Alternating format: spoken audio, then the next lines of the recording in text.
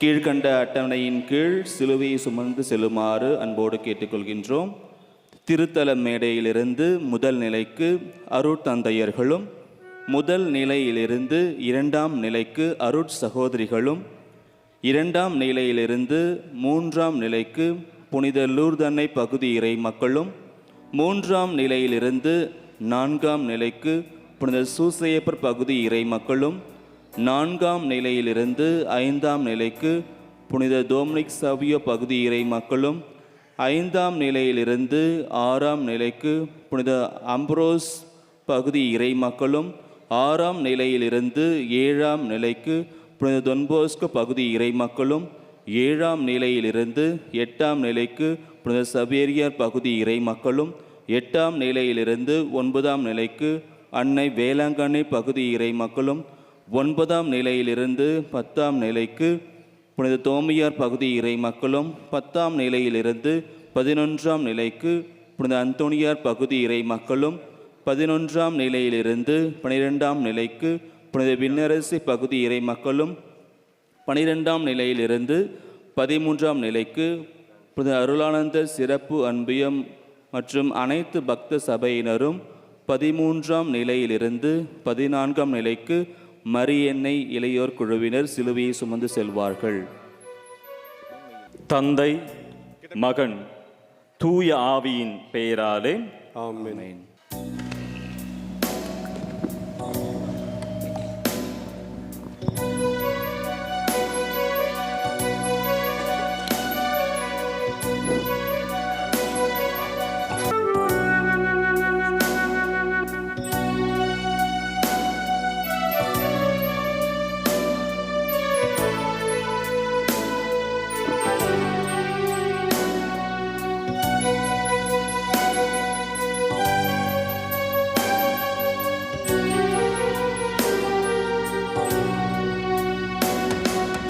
உருகாதோ நெஞ்சம் நெகிழாதோ கண்ணீர் பெருகாதோ ராஜா இயேசு ராஜா, ராஜா இயேசு ராஜா. உருகாதோ நெஞ்சம் நெகிழாதோ கண்ணீர் பெருகாதோ ராஜா இயேசு ராஜா, ராஜா இயேசு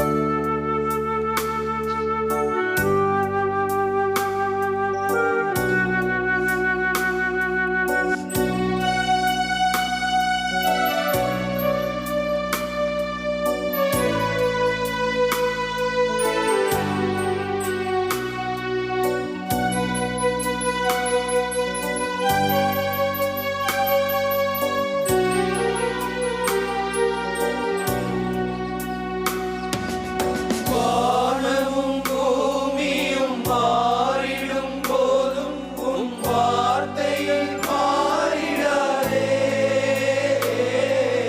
வானமும் பூமியும் மாறிடும் போதும் உம் வார்த்தை மாறிடாதே. வாழ்வினை தாங்கி உம் வார்த்தையால் என்னை வாஞ்சையாய் அணைத்தீரே. முருகாதோ நெஞ்சம் நெகிழாதோ கண்ணீர் பெருகாதோ ராஜா இயேசு ராஜா ராஜா இயேசு ராஜா.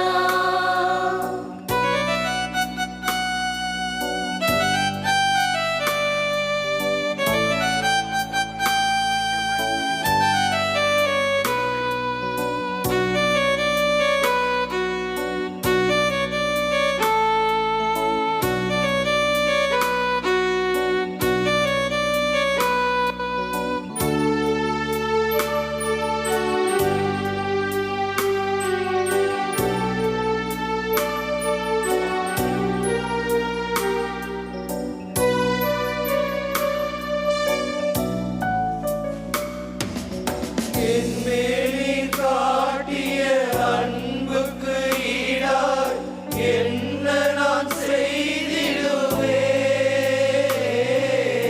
என்மேல் நீர் காட்டிய அன்புக்கு ஈடாய் என்ன நான் செய்திடுவேன். உயிருள்ள நாள் வரை உம் பணி செய்தே உம் பாதம் சரணடைவேன்.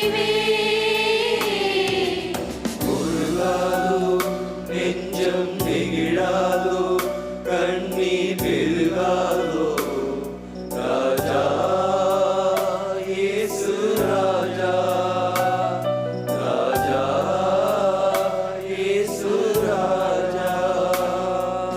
முருகாதோ நெஞ்சம் நெகிழாதோ கண்ணீர் பெருகாதோ ராஜா இயேசு ராஜா ராஜா இயேசு ராஜா.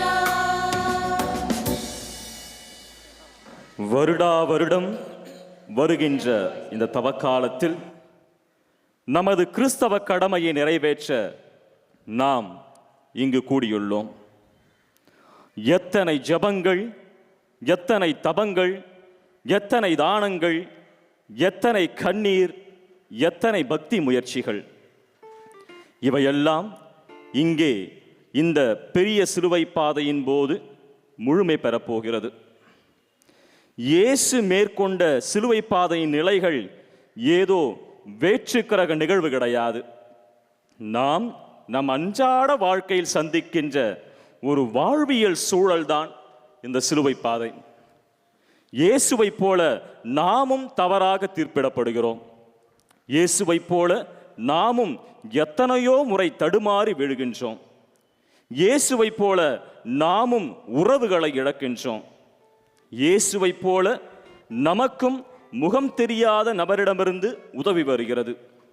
இயேசுவை போல நாமும் தன்மானத்தை இழக்கின்றோம்.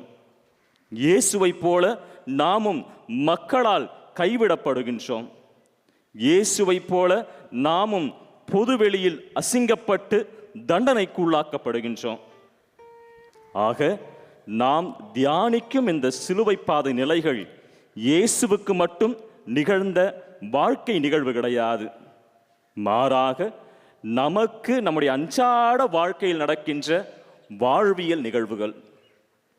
இந்த சிலுவை பயணத்தில் ஒவ்வொரு நிலையை பற்றி தியானிக்கும் போது நாம் நம்முடைய வாழ்க்கை நிகழ்வுகளை ஒப்பு கொடுத்து ஜெபிப்போம்.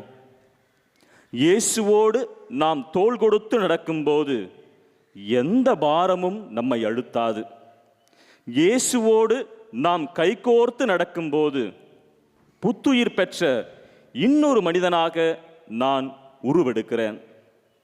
பக்தியோடு துவங்குவோம், உயிர்ப்பை நோக்கி பயணிப்போம்.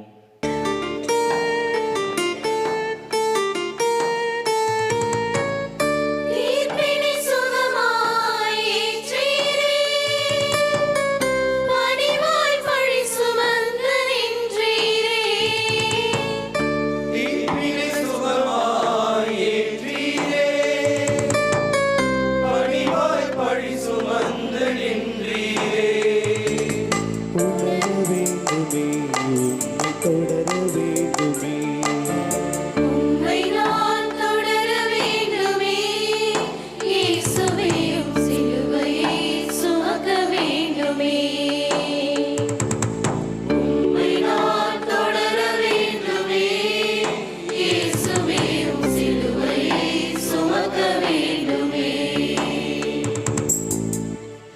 முதல் நிலை, இயேசு தீர்ப்பிடப்படுகிறார். திவ்ய இயேசுவே, உம்மை ஆராதித்து வணங்கி உமக்கு நன்றி எறிந்த தோத்திரம் செலுத்துகின்றோம். ஏனென்றால் இந்த வாரமான சிலுவை கொண்டு உலகத்தை மீட்டு ரட்சித்தீர்.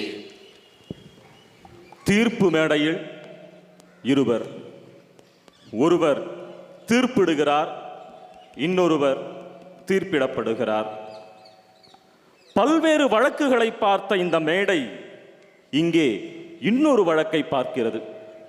வித்தியாசமான வழக்கு. எப்பொழுதும் இல்லாத அளவுக்கு மக்கள் கூட்டம் அதிகமாக கூடியிருக்கிறது. என்ன நடக்குமோ என்ற ஒரு பதபதைப்பு. தான் இறைமகன் என்ற சொன்ன ஒரே காரணத்திற்காக இந்த மனிதன் இந்த தீர்ப்பு மேடைக்கு இழுத்து வரப்பட்டிருக்கிறான். இயேசுவின் இறைத்தன்மையை உணராதவர்கள் மத்தியில் இயேசு குற்றவாளியாக நிறுத்தப்பட்டிருக்கிறார். இங்கே இயேசுவுக்கு தீர்ப்பளித்தது பிலாத்து மட்டுமல்ல, மாறாக அங்கு கூடியிருந்த எல்லா மக்களும் தான். தனது பதவி பறி போய்விடுமோ என்று பிலாத்து தீர்ப்பிடுகிறான். இவன் சாக வேண்டும் என்று மக்கள் தீர்ப்பிடுகிறார்கள். விரோதி அழிய வேண்டும் என்று அதிகாரத்தில் இருந்த பரிசேயர்கள், தலைமை குருக்கள், மறைநூல் அறிஞர்கள் தீர்ப்பிடுகிறார்கள். எனக்கு விடுதலை கிடைத்தால் மட்டும் போதும் என்று பரபாஸ் தீர்ப்பிடுகிறான். சீடர்கள் இங்கு வராமலேயே இயேசுவுக்கு தீர்ப்பளிக்கிறார்கள். எத்தனை விதமான தீர்ப்புகள்! இவர்கள் எல்லாருமே தீர விசாரிக்காமல் இந்த தண்டனைக்கு துணை போகிறார்கள். இந்த தீர்ப்பு மேடையில் நான் யாரை பிரதிபலிக்கிறேன்? பிலாத்துவையா, பரபாசையா, அதிகாரம் படைத்த பரிசேயர், தலைமை குருக்கள், மறைநூல் அறிஞரையா, சீடர்களையா, அல்லது மக்கள் கூட்டத்தையா? நம் வாழ்வில் ஏதோ ஒரு சூழலில் நாமும் தீர்ப்பளிக்கின்ற இடத்தில் இருக்கின்றோம். குடும்ப தலைவனாக, குடும்ப தலைவியாக, பெற்றோராக, ஆசிரியராக, அரசு அதிகாரியாக, தனியார் நிறுவன அதிகாரியாக, பங்கிலுள்ள குழுக்களின் தலைவராக, இப்படி பல்வேறு தலைமை பொறுப்பில் இருக்கும் போது குற்றம் செய்த ஒருவருக்கு நாம் எப்படி தீர்ப்பளிக்கின்றோம்? என்னுடைய கணவன் சரியில்லை, என்னுடைய மனைவி சரியில்லை, என்னுடைய பிள்ளைகள் ஊதாரித்தனமாக இருக்கிறார்கள், என்னுடைய பெற்றோர் என்னை புரிந்து கொள்வதில்லை, நமக்கு கீழ் வேலை செய்பவர்கள் சரியில்லை என்று பல்வேறு கோணங்களில் நாம் பல்வேறு தீர்ப்புகளை வழங்கி வருகின்றோம்.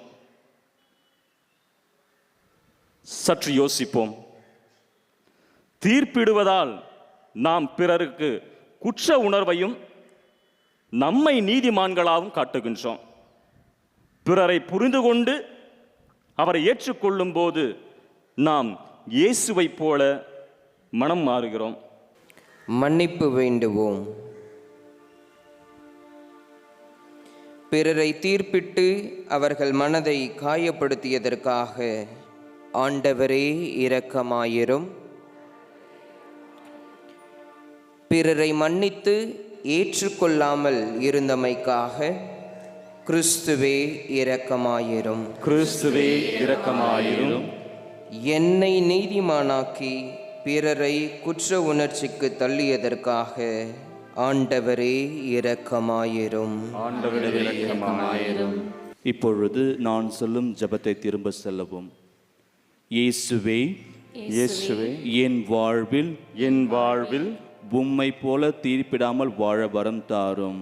உம்மை போல தீர்ப்பிடாமல் வாழும் வரம் தாரும். பிறரை மன்னித்து ஏற்றுக்கொண்டு கிறிஸ்துவ நல்லுறவில் வாழ எம்மை வழி நடத்தும். கிறிஸ்தவ நல்லுறவில் வாழ எம்மை வழி நடத்தும். தீர்ப்பிடாமல் வாழ்ந்து பிறரன்பு நெறியை கடைபிடித்து உம் அன்புக்கு சான்று பகர துணை புரியும். ஆமேன். ஆமேன். எங்கள் பேரில் தயவாயிரும் சுவாமி, எங்கள் பேரில் தயவாயிரும். மரித்த விசுவாசிகளின் ஆன்மாக்கள் இறைவனுடைய இரக்கத்தினால் நித்திய சமாதானத்தில் இளைப்பாற கடவன. ஆமென்.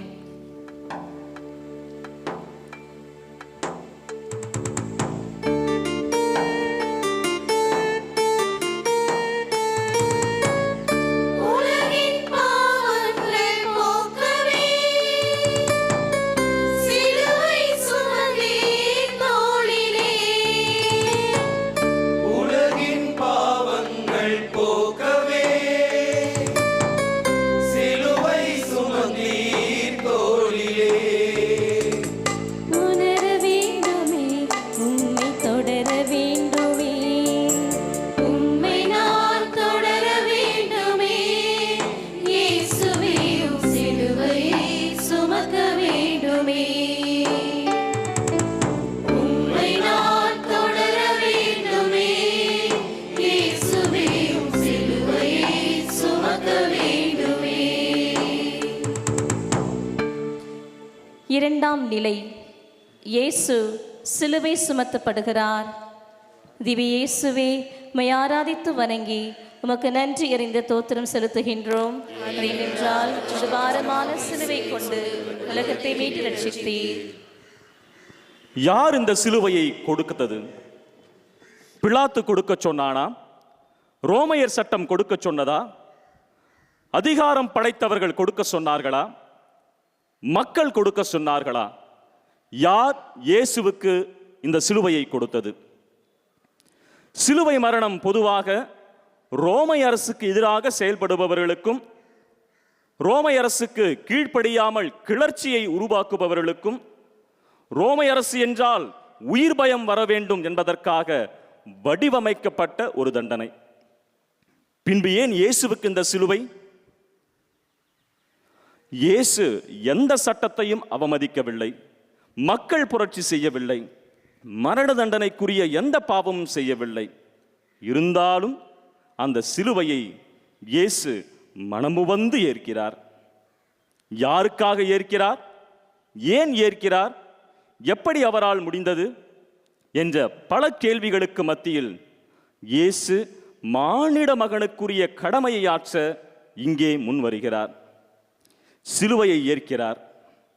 கடவுளின் திட்டத்தை நாம் முழுமனதோடு ஏற்க வேண்டும் என்ற ஒரு புதிய பாடத்தை இங்கே நமக்கு சொல்லுகிறார். இறைவனால் கொடுக்கப்பட்ட இந்த மண்ணுலக வாழ்வை நான் முழு மனதோடு ஏற்கிறேனா? இந்த கேள்வியை நம் ஆழ் மனதில் வைத்து சிந்திப்போம். இறைவன் கொடுத்த வாழ்வு சிலரால் போற்றப்படுகிறது, சிலரால் தூற்றப்படுகிறது. இந்த வாழ்க்கையே தேவையில்லை, கடவுள் என்னை குறைபாடுகளோடு படைத்து விட்டார், குட்டையாக, நெட்டையாக, குண்டாக, ஒல்லியாக, கருப்பாக, சிவப்பாக, அழகு இல்லாமல், ஏழையாக, நோயாளியாக, திறமையில்லாதவராக, சரியான குடும்பத்தை கொடுக்கவில்லை, நம்பிக்கையான வாழ்க்கை துணையை கொடுக்கவில்லை என்று புலம்பி குறை கூறி வாழ்வதால் நாம் எதையும் சாதிக்கப் போவது கிடையாது. இந்த மனநிலை நம்மை விரக்தியின் வாழ்வை நோக்கியும், கடவுளை விட்டு தொலைவில் போய் கடவுள் வேண்டாம் என்ற வாழ்கின்ற மனநிலையை ஏற்படுத்தும். நாம் எப்பொழுது முழு மனதோடு இறைவன் கொடுத்த வாழ்வை குறை கூறாமல் ஏற்று இறைவனின் துணையோடு நடக்கிறோமோ, அப்பொழுது நம் வாழ்வு நல்ல கனிதரும் மரங்களாக மாறும்.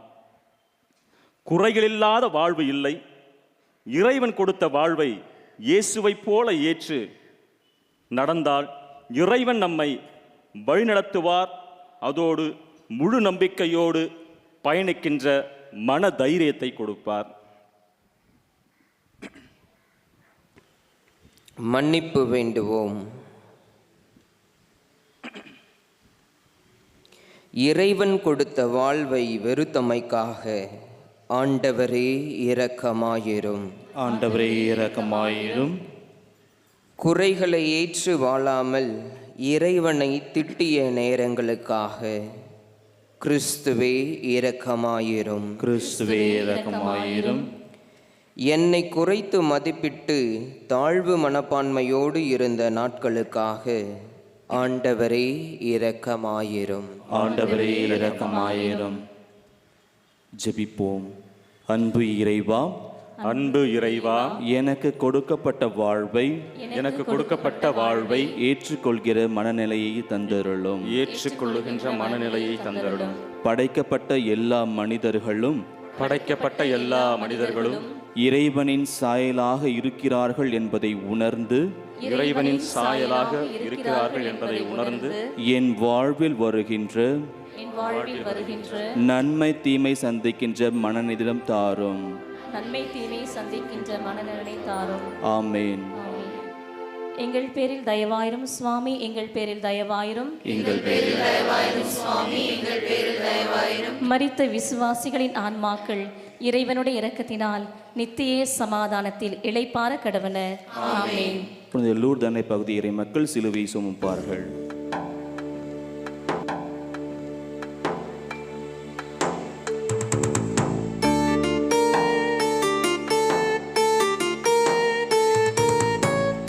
தாங்கிட முடியா சுமையினா தரையில் தடுமாறி வீழ்ந்தீரே. தாங்கிட முடியா சுமையினா தரையில் தடுமாறி வீழ்ந்தீரே. தொடர வேண்டுமே, உம்மை நான் தொடர வேண்டுமே. இயேசுவே உம் சிலுவையை சுமக்க வேண்டுமே. உம்மை நான் தொடர வேண்டுமே.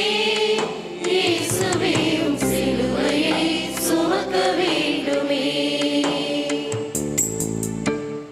மூன்றாம் நிலை. இயேசு முதல் முறை கீழே விழுகிறார். திவ்ய இயேசுவே, உம்மை ஆராதித்து வணங்கி உமக்கு நன்றி அறிந்து தோத்திரம் செலுத்துகின்றோம். அதேனென்றால் இந்த பாரமான சிலுவை கொண்டு உலகத்தை மீட்டு ரட்சித்தீர். இயேசு தான் செல்லும் மீட்பின் பாதையில் முதல் முறை கீழே விழுகிறார். இயேசுவின் இந்த தடுமாற்றம் உடல் பலவீனத்தினாலும் வலுவின்மையினாலும் காயங்களினாலுமே ஒழிய அவரது கல்வாரி பாதையிலிருந்து அல்ல. இந்த தடுமாற்றம் கண்டிப்பாக சிலருக்கு சிரிப்பையும், சிலருக்கு அதிர்ச்சியையும், சிலருக்கு பரிதாபத்தையும் தந்திருக்கும். இயேசு அனுபவிக்காத தடுமாற்றமாம்? பிறக்கும் போதும் சரி, வாழும் போதும் சரி, அவர் பல்வேறு தடுமாற்றங்களை அனுபவித்தார். இந்த தடுமாற்றங்கள் அவருக்கு மீட்பின் பாதையை நோக்கி இட்டுச் சென்றதே ஒழிய ஒருபோதும் நிலைகுலைய செய்யவில்லை. தடுமாற்றங்கள் தோல்வியின் அடையாளம் அல்ல, மாறாக முயற்சியின் அடையாளம். தடுமாற்றங்கள் அவமானத்தின் அடையாளம் அல்ல, மாறாக அனுபவத்தின் தொடக்கம். தடுமாற்றங்கள் வீழ்ச்சியின் அடையாளம் அல்ல, மாறாக நம்பிக்கையின் வெளிப்பாடு. நம்மில் எத்தனை பேர் இப்படிப்பட்ட தடுமாற்றங்களை எதிர்கொண்டிருக்கிறோம்? முதல் தடுமாற்றம் எல்லாருடைய வாழ்க்கையையும் புரட்டி போட்டிருக்கும். அந்த தடுமாற்றம்தான் நம்முடைய இந்த நிலைக்கு படிக்கல்லாக இருந்திருக்கும். படிக்கும்போது படிப்பில் தடுமாற்றம், செய்யும் தொழிலில் தடுமாற்றம், காதலில் தடுமாற்றம், குடும்ப வாழ்வில் தடுமாற்றம், ஆன்மீக வாழ்வில் தடுமாற்றம், உறவை வளர்ப்பதில் தடுமாற்றம், தனிப்பட்ட வாழ்வில் தடுமாற்றம். அப்பப்பா, எத்தனை தடுமாற்றங்கள்! முதல் தடுமாற்றம் நம்மை அவமானத்தை சந்திக்க வைக்கும். முதல் தடுமாற்றம் பிறரின் மனநிலையை காட்டிக் கொடுக்கும். முதல் தடுமாற்றம் நான் யார் என்றும் இந்த உலகம் எப்படிப்பட்டது என்றும் எனக்கு அறிமுகம் செய்யும். ஆக தடுமாற்றங்கள் இல்லாத வாழ்க்கையே இல்லை. நாம் வாழும் இந்த காலகட்டத்தில் தடுமாற்றங்களை கண்டு முன்னேறுபவர்களை விட தடுமாற்றத்தில் விழுந்தவர்களை பார்த்து சிரித்தவர்களும் எப்போது விழுவான் என்று நினைப்பவர்கள்தான் அதிகம். இந்த நாள் வரை எத்தனையோ தடுமாற்றங்கள் பார்த்த நமக்கு இயேசு விடுக்கும் அழைப்பு என்னவெனில், வாழ்வில் வரும் தடுமாற்றத்தை கண்டு கலங்காமல், பிறர் தடுமாறி விடும்போது எள்ளி நகையாடி சிரிக்காமல் தூக்கி விடுகின்ற மக்களாக வாழ அழைக்கின்றார். இயேசு விரும்பும் நல்ல குணங்களில் இதுவும் ஒன்று. மன்னிப்பு வேண்டுவோம்.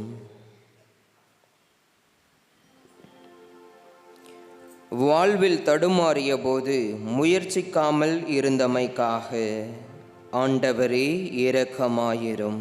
ஆண்டவரே இரக்கமாயிரும். என் சகோதரன் வீழ்ந்தபோது விமர்சனம் செய்த நேரங்களுக்காக கிறிஸ்துவே இரக்கமாயிரும். கிறிஸ்துவே இரக்கமாயிரும். தடுமாறிய போது இறைவன் என்னை சோதிக்கின்றார் என்று எண்ணியதற்காக ஆண்டவரே இரக்கமாயிரும். ஆண்டவரே இரக்கமாயிரும். ஜெபிப்போம். நல்ல ஆயனே இறைவா, நல்ல ஆயனே இறைவா, வாழ்க்கையில் தடுமாறி விழும் மனிதர்களை வழிநடத்தும். வாழ்க்கையில் தடுமாறி விழும் மனிதர்களை வழிநடத்தும். அவர்களைக் கண்டு நான் எள்ளி நகையாடாமல், அவர்களை கண்டு நான் எள்ளி நகையாடாமல், என்னால் முடிந்த உறுதுணையை தரவும், இறைவனின் பாதையில் பிறரை நெறிப்படுத்த வரம் தாரும். இறைவனின் பாதையில் பிறரை நெறிப்படுத்த வரம் தாரும். ஆமென். ஆமென். எங்கள் பேரில் தயவாயிரும் சுவாமி, எங்கள் பேரில் தயவாயிரும்.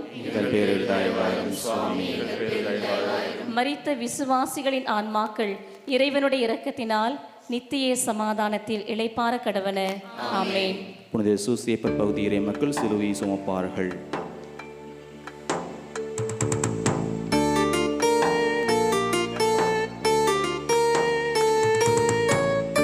இடர்படும் சூழலை கண்டதும் அன்னை மரியாளும் கலங்கினார். இடர்படும் சுதனை கண்டதும் அன்னை மரியாளும் கலங்கினார். உணர வேண்டுமே, உம்மை தொடர வேண்டுமே, உம்மை நான் தொடர வேண்டுமே. இயேசுவே உம் சிலுவையை சுமக்க வேண்டுமே. உம்மை நான் தொடர வேண்டுமே. இயேசுவே உம் சிலுவையை சுமக்க வேண்டுமே. நான்காம் நிலை. இயேசு தம் தாயை சந்திக்கிறார். திவ்ய இயேசுவே, உம்மை ஆராதித்து வணங்கி உமக்கு நன்றி அறிந்த தோத்திரம் செலுத்துகின்றோம். என்றால் திருவாரமான சிலுவை கொண்டு உலகத்தை மீட்டு ரட்சித்தீர். இயேசு தன் நற்செய்தி பணிவாழ்வில் எத்தனையோ பேரை சந்தித்திருப்பார். பாவிகளை சந்தித்தார், ஏழைகளை சந்தித்தார், நோயாளிகளை சந்தித்தார், அதிகாரத்தில் இருந்தவர்களை சந்தித்தார், கவலையிலும் மன அழுத்தத்திலும் இருந்தவர்களை சந்தித்தார். ஒவ்வொரு சந்திப்பிலும் இயேசுவை பார்த்தவர்கள் புத்துணர்ச்சியோடு புது வாழ்வை துவங்கினார்கள். ஆனால் இங்கே மரியாளுடனான சந்திப்பு சற்று வித்தியாசமாக இருப்பதை பார்க்கின்றோம். இந்த சந்திப்பு மற்ற நிகழ்வுகளைப் போல மகிழ்ச்சியின் சந்திப்போ, குணமளிக்கும் சந்திப்போ அல்லது பாவம் போக்கும் சந்திப்போ கிடையாது. கொலைக்களம் நோக்கி நடக்கும் தன் மகனை சந்திப்பதன் வழியாக அன்னையால் அழவும் முடியாமல் ஆறுதல் கூறவும் முடியவில்லை. இருப்பினும் நான் இருக்கிறேன் மகனே என்று உடனிருப்பை பதிவு செய்கிறார். இயேசு இறைவனின் திட்டத்தை சிலுவையின் மூலம் நிறைவு செய்வேன் என்று உறுதி பெற்று தனது மரணத்தின் பாதையில் துணிவுடன் நடக்கிறார். அன்னை மரியாளைப் போல நாம் இயேசுவை சந்திக்க எடுக்கும் முயற்சிகள் எப்படி இருக்கின்றன? திருப்பலி வழியாக நான் இயேசுவை சந்திக்கும் வரும்போது என் மனநிலை எப்படி இருக்கிறது? விருப்பத்தோடு வருகிறேனா? இறைவன் மீது இருக்கிற பயத்தினால் வருகிறேனா? பாசத்தினால் வருகிறேனா? கட்டாயத்தினால் வருகிறேனா? அல்லது கடமைக்காக வருகிறேனா? சிந்திப்போம். இன்றைய காலகட்டத்தில் திருப்பலிக்கு வருவது ஒரு பொழுதுபோக்கு சார்ந்த நிகழ்வாக இருக்கிறது. செவ்வாய்க்கிழமை அந்தோணியார் கோயில் போக வேண்டும், புதன்கிழமை சூசேப்பர் கோயிலுக்கு போக வேண்டும், வியாழக்கிழமை குழந்தை இயேசு கோயிலுக்கு போக வேண்டும், வெள்ளிக்கிழமை இருதயாண்டவர் கோயிலுக்கு போக வேண்டும், சனிக்கிழமை மாதா கோயிலுக்கு போக வேண்டும் என்று பல்வேறு கண்டிஷன்ஸ்களை வைக்கிறோம்.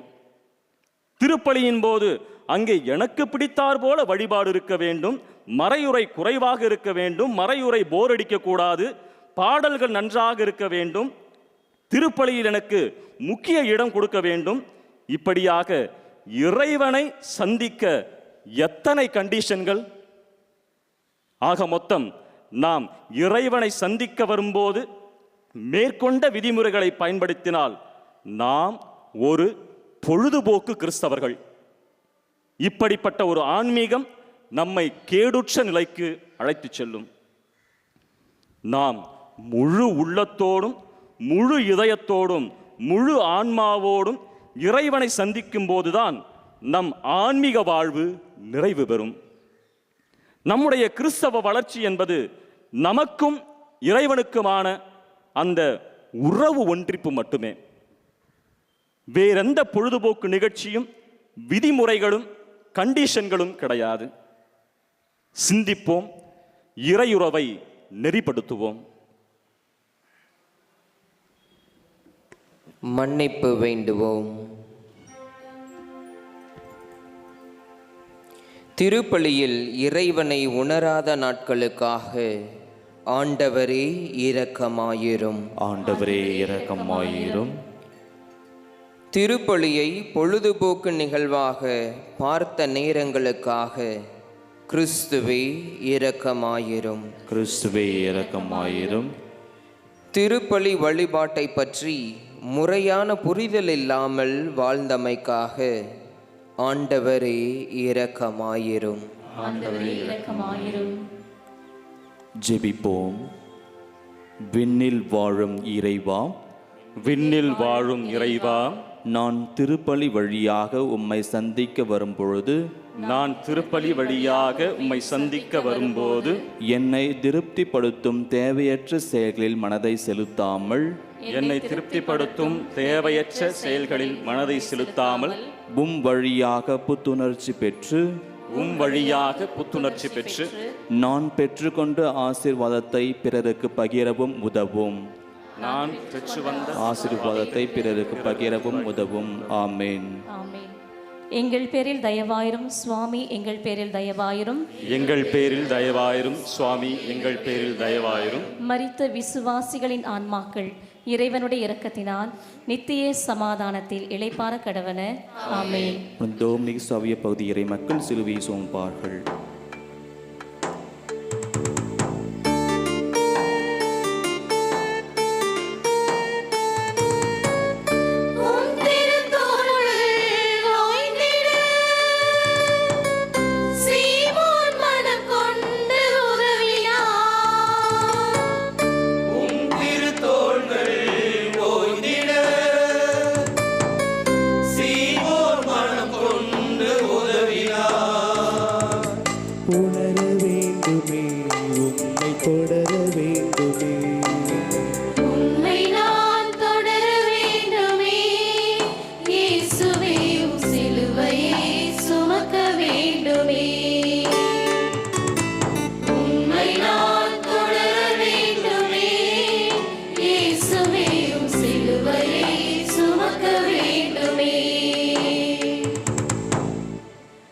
ஐந்தாம் நிலை. இயேசுவுக்கு சீமோன் உதவுகிறார். திவ்ய இயேசுவே, உம்மை ஆராதித்து வணங்கி உமக்கு நன்றி அறிந்த தோத்திரம் செலுத்துகின்றோம். ஏனென்றால் இந்த பாரமான சிலுவை கொண்டு உலகத்தை மீட்டு ரட்சித்தேன். தனியாக சிலுவையை சுமந்து கல்வாரிக்கு சென்று விடலாம் என்ற ஒரு எண்ணம் மனதளவில் இருந்தாலும் உடல் அதற்கு இடம் கொடுக்கவில்லை. இயேசுவின் பாரத்தை பகிர ஒரு நபர் தேவைப்படுகிறார். ஊர் மக்கள் எப்படி வேடிக்கை பார்க்க வந்தார்களோ அதே போலத்தான் இந்த சிமியோனும் மற்றவர்களைப் போல இந்த தண்டனை நிறைவேறிய பிறகு தானும் கூட்டத்தோடு கூட்டமாக வீடு திரும்பிவிடலாம் என்று நினைத்தவருக்கு ஒரு அரிய வாய்ப்பு.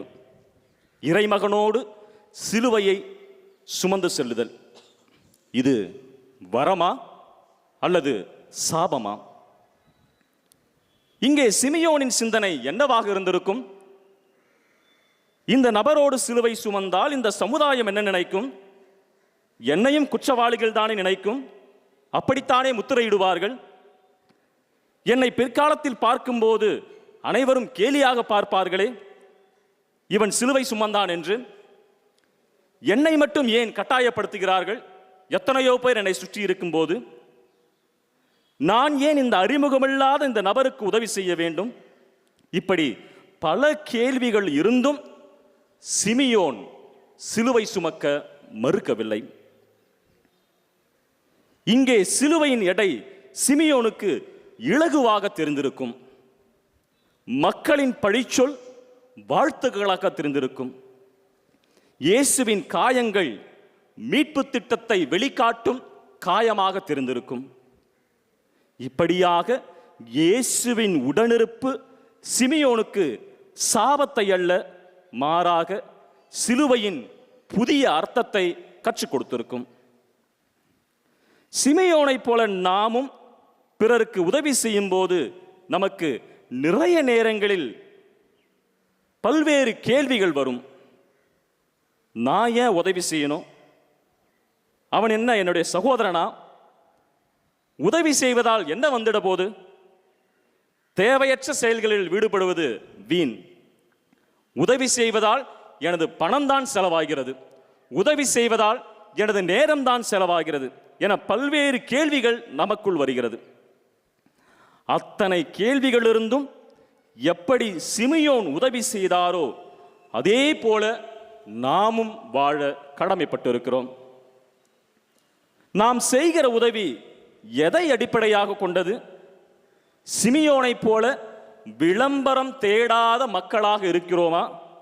அல்லது நாம் செய்கிற உதவியை பங்கு மக்கள் பார்க்க வேண்டும், நான் செய்கிற உதவியை அன்பிய பொறுப்பாளர்கள் பார்க்க வேண்டும், நான் செய்கிற உதவியை மக்கள் பெருமையாக பேச வேண்டும், நான் செய்கிற உதவியை சோசியல் மீடியாவில் போடுவதன் வழியாக நிறைய லைக்ஸ்களை பெற வேண்டும், நான் செய்கிற உதவியை 4 பேர் பெருமையாக பிற்காலத்தில் பேச வேண்டும் என்று வீண் விளம்பர பிரியர்களாக இருக்கிறோமா? சிந்திப்போம். மறைமுகமாக உதவி செய்யும் போது இறைவன் அதை பார்க்கிறார். மக்கள் பார்க்க வேண்டும் என்று உதவி செய்வர்களை மக்கள் மட்டும்தான் பார்க்கிறார்கள், இறைவன் பார்ப்பது கிடையாது.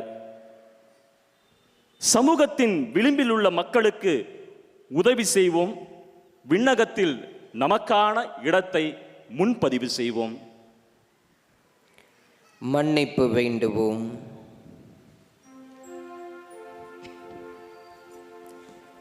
உதவி செய்ய மனமில்லாமல் சுற்றித் திரிந்த நாட்களுக்காக ஆண்டவரே இரக்கமாயிரும். ஆண்டவரே இரக்கமாயிரும். ஏழைகளுக்கு செய்த உதவியில் வீண் விளம்பரம் தேடியதற்காக கிறிஸ்துவே இரக்கமாயிரும். கிறிஸ்துவே இரக்கமாயிரும். சமூகத்தின் விளிம்பில் வாழும் மக்களை ஏளனமாக பார்த்ததற்காக ஆண்டவரே இரக்கமாயிரும். ஆண்டவரே இரக்கமாயிரும். ஜெபிப்போம். சின்னஞ்சிறியோருக்கு செய்ததை எல்லாம் சிறியோருக்கு செய்ததையெல்லாம் எனக்கே செய்தீர்கள் என்று இறைவா, எனக்கே செய்தீர்கள் என்ற இறைவா, நான் செய்யும் உதவிகள் என்னை சார்ந்து இல்லாமல் பிறரை சார்ந்து இருக்கவும் பிறர் நலப்பணியில் இன்னும் ஆர்வமாக செயல்படவும் அருள் தாரும். ஆமென். எங்கள் பேரில் தயவாயிரும் சுவாமி, எங்கள் பேரில் தயவாயிரும். எங்கள் பேரில் தயவாயிரும் சுவாமி, எங்கள் பேரில் தயவாயிரும். மரித்த விசுவாசிகளின் ஆன்மாக்கள் இறைவனுடைய இரக்கத்தினால் நித்திய சமாதானத்தில் இளைப்பாற கடவன. ஆமென். புனித அம்புரோஸ் பகுதி இறை மக்கள் சிலுவை சுமப்பார்கள்.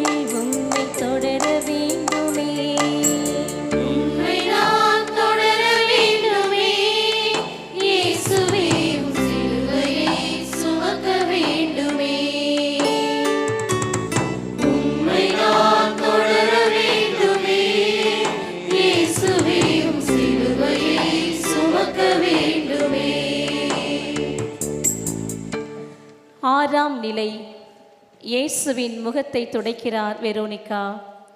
திவ்ய இயேசுவே, உம்மை ஆராதித்து வணங்கி உமக்கு நன்றி அறிந்த தோத்திரம் செலுத்துகின்றோம். ஏனென்றால் பாரமான சிலுவை கொண்டு உலகத்தை மீட்டு ரட்சித்தேன். இறைவனின் சாயலை தாங்கிய அந்த முகம் காயங்களால் மூடப்பட்டிருக்கிறது. மைல்கள் கடந்து மக்கள் தரிசிக்க வந்த முகம் அடையாளம் தெரியாத அளவுக்கு சிதைக்கப்பட்டிருக்கிறது. தாபோர் மலையில் கதிரவனைப் போல பிரகாசமாக இருந்த முகம் சாட்டையடிகளால் கிழிக்கப்பட்டிருக்கிறது. இந்த நேரத்தில் இயேசு வேண்டுவதெல்லாம் ஒரு சிறிய ஆறுதல். இந்த வாய்ப்பை தன்வசப்படுத்துகிறாள் வெரோனிகா. இந்த பெண்ணால் மட்டும் எப்படி இயேசுவின் தேவையை உணர முடிந்தது? அங்கிருந்த படை வீரர்களின் அதட்டல்களுக்கு அஞ்சாமல் காயமுற்ற இயேசுவை ஓடி ஒளிந்து கொள்வோர் மத்தியில் இயேசுவின் முகத்தை துடைக்கிறாள் வெரோனிகா. இயேசுவின் முகத்தை துணியில் பரிசாக பெறுகிறாள். தேவையில் இருப்பவரை இனம் கண்டுகொண்டு உறுதுணையாக இருக்க இந்த பெண் நமக்கு ஒரு முக்கியமான பாடத்தை கற்றுக் கொடுக்கிறார்.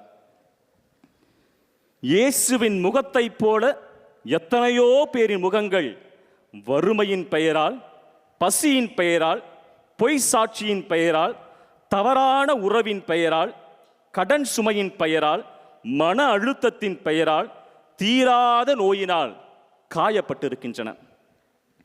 இந்த நிலையில் இருக்கும் மாந்தர்களை அரவணைக்கப் போவது யார்? நாம் வாழுகின்ற இந்த உலகில் சிதைந்து போன முகங்களுக்கு பஞ்சமே கிடையாது.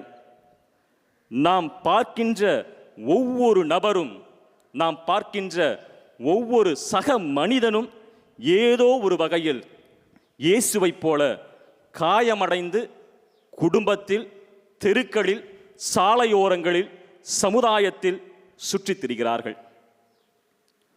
ஒவ்வொரு குடும்பத்திலும், அன்பியத்திலும், பகுதிகளிலும் இயேசுவைப் போல உருகுலைந்த முகங்கள் நடமாடிக்கொண்டிருக்கின்றன.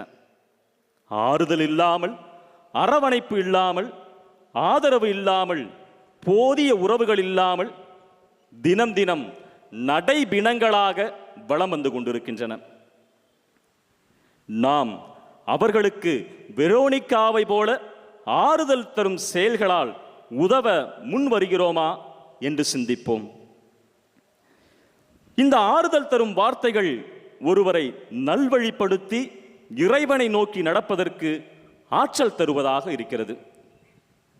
வெரோனிகாவின் செயல் இயேசுவின் முகத்தை பரிசாக பெற்று தந்தது போல, நாம் பிறரின் முகத்தை துடைக்கும் போது இறையாட்சியில் நுழைகின்ற வாய்ப்பை பரிசாக பெறுகின்றோம். பிறரின் துன்பங்களை கண்டு மகிழ்வது அல்ல கிறிஸ்தவம். மாறாக துன்பத்தில் இருப்பவருக்கு துணை நிற்பதுதான் கிறிஸ்தவம். அதுவே இரண்டாம் கட்டளை. மன்னிப்பு வேண்டுவோம்.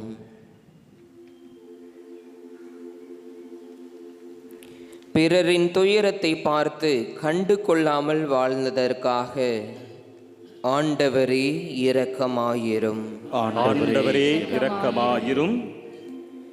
பிறரின் வாழ்வை கெடுத்து மகிழ்வுற்ற நாட்களுக்காக கிறிஸ்துவே இரக்கமாயிரும். கிறிஸ்துவே இரக்கமாயிரும்.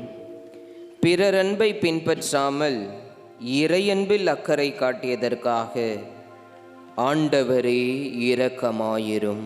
ஆண்டவரே இரக்கமாயிரும். ஜெபிப்போம். கருணையின் இறைவா, கருணையின் இறைவா, இயேசுவின் முகத்தை துடைத்த இயேசுவின் முகத்தை துடைத்த வெரோனிகாவைப் போல வெரோனிகாவைப் போல நானும் என் வாழ்வில் தேவையில் இருப்போரை கண்டுணரவும் தேவையில் இருப்போரை கண்டுணரவும் பிறருக்கு ஆறுதல் தரும் செயல்களை திறன்பட செய்யவும் வரம் தாரும். ஆமென். எங்கள் பேரில் தயவாயிரும் சுவாமி, எங்கள் பேரில் தயவாயிரும். மரித்த விசுவாசிகளின் ஆன்மாக்கள் இறைவனுடைய இரக்கத்தினால் நித்திய சமாதானத்தில் இளைப்பாற கடவன. ஆமென். புனித தொன் போஸ்கோ பகுதி இறை மக்கள் சிலுவை சுமப்பார்கள்.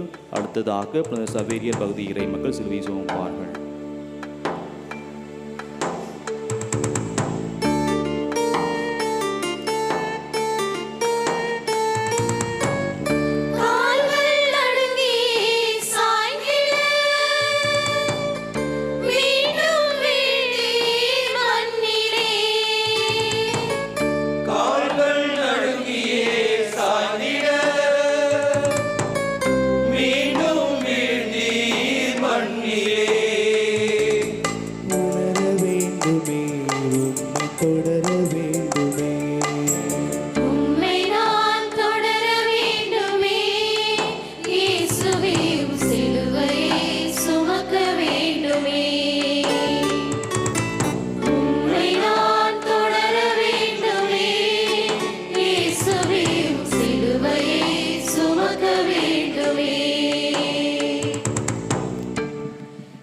ஏழாம் நிலை. இயேசு இரண்டாம் முறை கீழே விழுகிறார். திவ்ய இயேசுவே, உம்மை ஆராதித்து வணங்கி உமக்கு நன்றி அறிந்த தோத்திரம் செலுத்துகின்றோம். பாரமான சிலுவை கொண்டு உலகத்தை மீட்டு ரட்சித்தேன். பரிசேயர்களும் மறைநூல் அறிஞர்களும் இயேசுவின் மீது வைத்த குற்ற அறிக்கை என்னவெனில், இயேசு திருச்சட்டத்தை அவமதித்து விட்டார், ஓய்வு நாளை கடைபிடிக்கவில்லை, அதிகார கும்பலை எதிர்த்து கேள்வி கேட்டார், தன்னையே இறைமகன் என சொந்தம் கொண்டாடினார். இவைதான். உண்மையில் பார்க்க போனால் இயேசு நம் பாவங்களுக்காகத்தான் இந்த சிலுவை மரணத்தை மகிழ்வோடு ஏற்றார். இருந்தாலும் சிலுவையின் பாரம் அவரை இரண்டாம் முறையாக கீழே தள்ளுகிறது. சிலுவையின் பாரம் அதிகரிக்க பல்வேறு காரணங்கள் இருந்தாலும் எந்த வகையில் நாம் செய்த பாவங்கள் அவரை கீழே தள்ளுகிறது என்று சிந்திப்போம். பிற தெய்வங்களை வழிபட்டதா, கடன் திருநாட்களை கடைபிடிக்காமல் வாழ்ந்ததா, தாய் தந்தையை மதிக்காமல் நடந்ததா, மோக பாவம் செய்ததா, பொய் சொல்லுவதா, திருடுவதா, பிறர் பொருள் மீதும் பிறர் தாரம் மீதும் ஆசையை வளர்ப்பதா?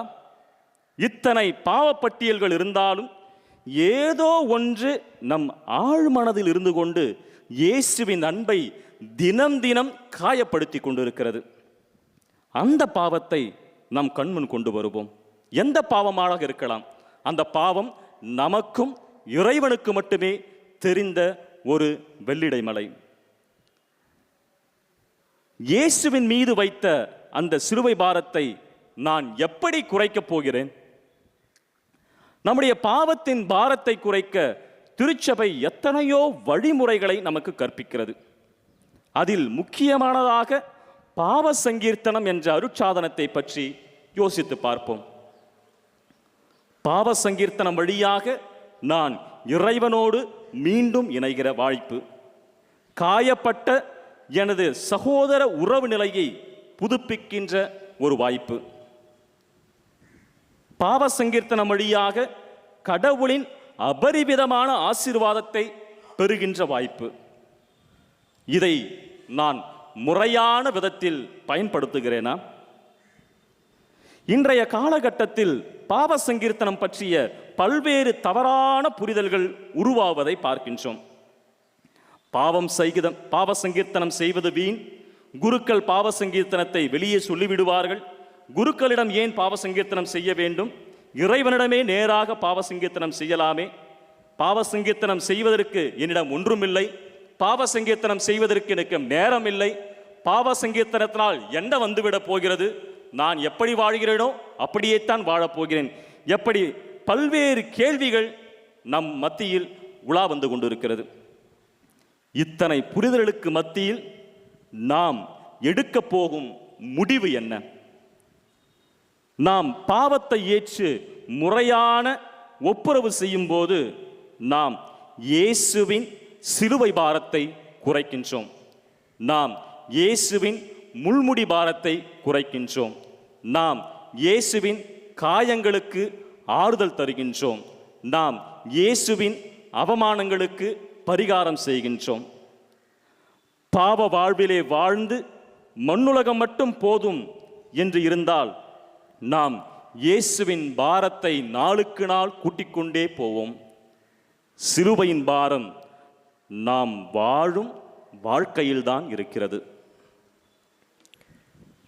மன்னிப்பு வேண்டுவோம்.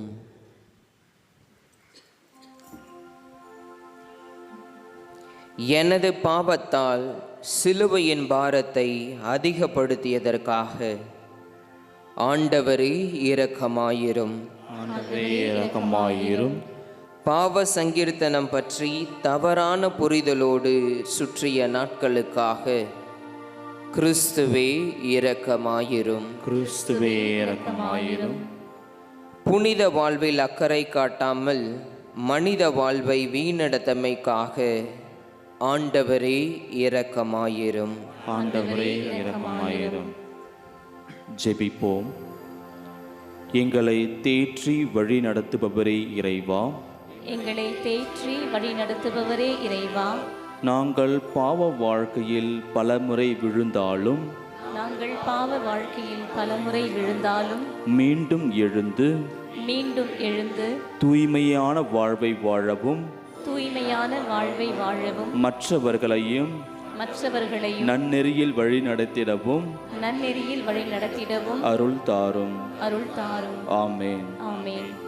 எங்கள் பேரில் தயவாயிரும் சுவாமி, எங்கள் பேரில் தயவாயிரும். எங்கள் பேரில் தயவாயிரும் சுவாமி, எங்கள் பேரில் தயவாயிரும்.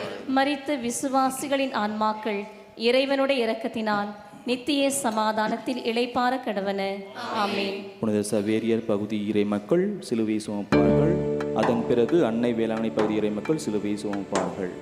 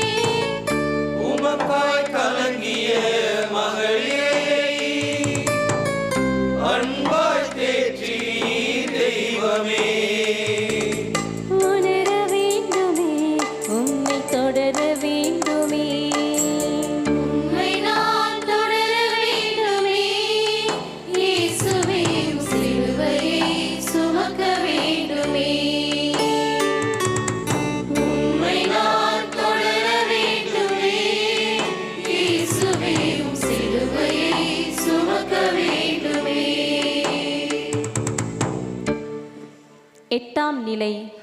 இயேசு எருசலேம் பெண்களுக்கு ஆறுதல் தருகிறார். திவ்ய இயேசுவே, உம்மை ஆராதித்து வணங்கி உமக்கு நன்றி எறிந்து தோத்திரம் செலுத்துகின்றோம். ஏனென்றால் அது பாரமான சிலுவை கொண்டு உலகத்தை மீட்டு ரட்சித்தீர். இயேசுவின் மீது வீண் பழி போட்டு சிலுவையை அவர் மேல் ஏற்றுகிறார்கள். மனித மீட்புக்காக மனு உருவெடுத்த இயேசுவுக்கு மரண தண்டனை நிறைவேற்ற வேண்டும் என்று மும்பரமாக ஒரு கூட்டம் எதிர்பார்க்க, இயேசுவின் வாழ்க்கை இப்படியாகிவிட்டதே என்று கண்ணீர் விடும் ஒரு கூட்டம் இன்னொரு புறம். இவர்கள் இயேசுவின் நிலையை குறித்து வருந்துகிறார்கள். இந்த சூழலில் இயேசு அவர்களுக்கு ஆறுதல் கொடுக்கிறார். இந்த அன்பு வார்த்தைகள் அவர்களுக்கு ஒரு விதமான தாக்கத்தையும் சரியான வாழ்வினை நோக்கி செல்லும் ஒரு சக்தியையும் தந்திருக்கும். இயேசுவின் வார்த்தைகள் யாரையும் காயப்படுத்தியது கிடையாது. இயேசுவின் பாடுகளின் இந்த 8ஆம் நிலையில் நாம் சிந்தித்து பார்ப்போம். நாம் பயன்படுத்துகின்ற வார்த்தைகள் எப்படி இருக்கின்றன? கணவன் மனைவிக்கு எதிராகவோ அல்லது மனைவி கணவனுக்கு எதிராகவோ சொல்லுகிற வார்த்தை, உன்னை கல்யாணம் பண்ணதுக்கு வேற யாராவது கல்யாணம் பண்ணியிருக்கலாம். பெற்றோர் பிள்ளைகளுக்கு எதிராக சொல்லுகிற வார்த்தை, நீ எல்லாம் எனக்கு சாபமா வந்திருக்கிற. பிள்ளைகள் பெற்றோருக்கு எதிராக சொல்லுகிற வார்த்தை, என்னை ஏன் பெத்தீங்க? நண்பர்கள் திறமையற்ற நபர்களை பார்த்து நீ வேஸ்ட்டு, நீ உருப்பட மாட்ட, உன்னெல்லாம் ஏன் தான் படைச்சாங்களோ. வேலை செய்கிற இடத்தில் நமக்கு கீழிருப்பவர்களை பார்த்து உருப்படாத இவனை என் தலையில் கட்டியிருக்காங்க. பங்கு வளாகத்தில் அன்பிய தலைவர்களையும் பொறுப்பாளர்களையும் அருட்பணியாளர்களையும் பார்த்து நாம் பயன்படுத்தும் வார்த்தைகள். இப்படியாக நாம் வாழுகின்ற குடும்பத்தில், சமுதாயத்தில், பங்குதளத்தில், அலுவலகத்தில் நாம் நம்முடைய நாவை எப்படி பயன்படுத்துகிறோம் யோசித்து பார்ப்போம். இன்னொரு நபர் முன்னேறக்கூடாது என்று காயப்படுத்தும் வார்த்தைகளை பயன்படுத்தி பிறரை நிலைகுலைய செய்கிறோமா? அவர்களை குற்ற உணர்ச்சிக்கு தள்ளுகிறோமா? சிந்திப்போம். 2022ஆம் ஆண்டு கணக்கெடுப்பின்படி ஆறுதல் வார்த்தைகள் பெறாமல் மன அழுத்தத்தினாலும் குற்ற உணர்ச்சியினாலும் தற்கொலை செய்து கொண்டவர்கள் மட்டுமே 27% பேர் அதிகமாகியிருக்கிறார்கள். நம் நாவிலிருந்து வருகின்ற வார்த்தை ஒருவரை வெற்றி பெறவும் செய்யும், அதே சமயம் குற்ற உணர்ச்சிக்கும் தள்ளிவிடும். வாயை திறந்தாலே கெட்ட வார்த்தை பேசும் மனிதர்களுக்கு மத்தியில் பிறருக்கு ஆறுதல் தரும் வார்த்தைகளை பயன்படுத்துவோம். ஆறுதல் தரும் வார்த்தைகளை குடும்பத்தில் பயன்படுத்துவோம். ஆறுதல் தரும் வார்த்தைகளை அன்பியங்களில் பயன்படுத்துவோம். ஆறுதல் தரும் வார்த்தைகளை நட்பு வட்டாரத்தில் பயன்படுத்துவோம். ஆறுதல் தரும் வார்த்தைகளை நாம் யார் யாரையெல்லாம் சந்திக்கிறோமோ அவர்களிடம் பயன்படுத்துவோம். பிறர் மனதை காயப்படுத்தும் வார்த்தைகளை பயன்படுத்துவது ஒருபோதும் இறைவனுக்கு பிடிக்காத ஒரு கெட்ட பண்பு. இறைவனின் துணையோடு பிறரின் திறமைகளை மதிப்போம். புரணி பேசுவதையும் தீய வார்த்தைகளை பயன்படுத்துவதையும் காயப்படுத்துகின்ற வார்த்தைகளை பயன்படுத்துவதையும் மனதை புண்படுத்துகின்ற வார்த்தைகளை பயன்படுத்துவதையும் தவிர்ப்போம். வார்த்தைக்கு வலிமையுண்டு, வார்த்தைக்கு வல்லமையுண்டு. மன்னிப்பு வேண்டுவோம். பிறர் மனம் காயப்படும்படி பேசிய நேரங்களுக்காக ஆண்டவரே இரக்கமாயிரும். ஆண்டவரே இரக்கமாயிரும். சக மனிதனின் திறமையை மதிக்காமல் திமிராக வாழ்ந்தமைக்காக கிறிஸ்துவே இரக்கமாயிரும். கிறிஸ்துவே இரக்கமாயிரும். தீய வார்த்தைகளை மட்டுமே பயன்படுத்தி பிறரை அவமதித்ததற்காக ஆண்டவரே இரக்கமாயிரும். ஆண்டவரே இரக்கமாயிரும். ஜெபிப்போம். வார்த்தையான இறைவா, வார்த்தையான இறைவா, உம்மை போன்று நானும் உம்மை போன்று நானும் என் வாழ்வில் நல்ல வார்த்தைகளை பயன்படுத்தவும், நல்ல வார்த்தைகளை பயன்படுத்தவும், நான் வாழும் சமுதாயத்தில் பிறரை காயப்படுத்தாமல் மதித்து நல்ல உறவை வளர்க்க ஆற்றல் தாரும். ஆமென். ஆமென். எங்கள் பேரில் தயவாயிரும் சுவாமி, எங்கள் பேரில் தயவாயிரும். மரித்த விசுவாசிகளின் ஆன்மாக்கள் இறைவனுடைய இரக்கத்தினால் நித்திய சமாதானத்தில் இளைப்பாற கடவன. ஆமென். அன்னை வேளாங்கண்ணி பகுதி இறை மக்கள் சிலுவை சுமப்பார்கள். அதன் பிறகு புனித தோமையார் பகுதி இறை மக்கள் சிலுவை சுமப்பார்கள்.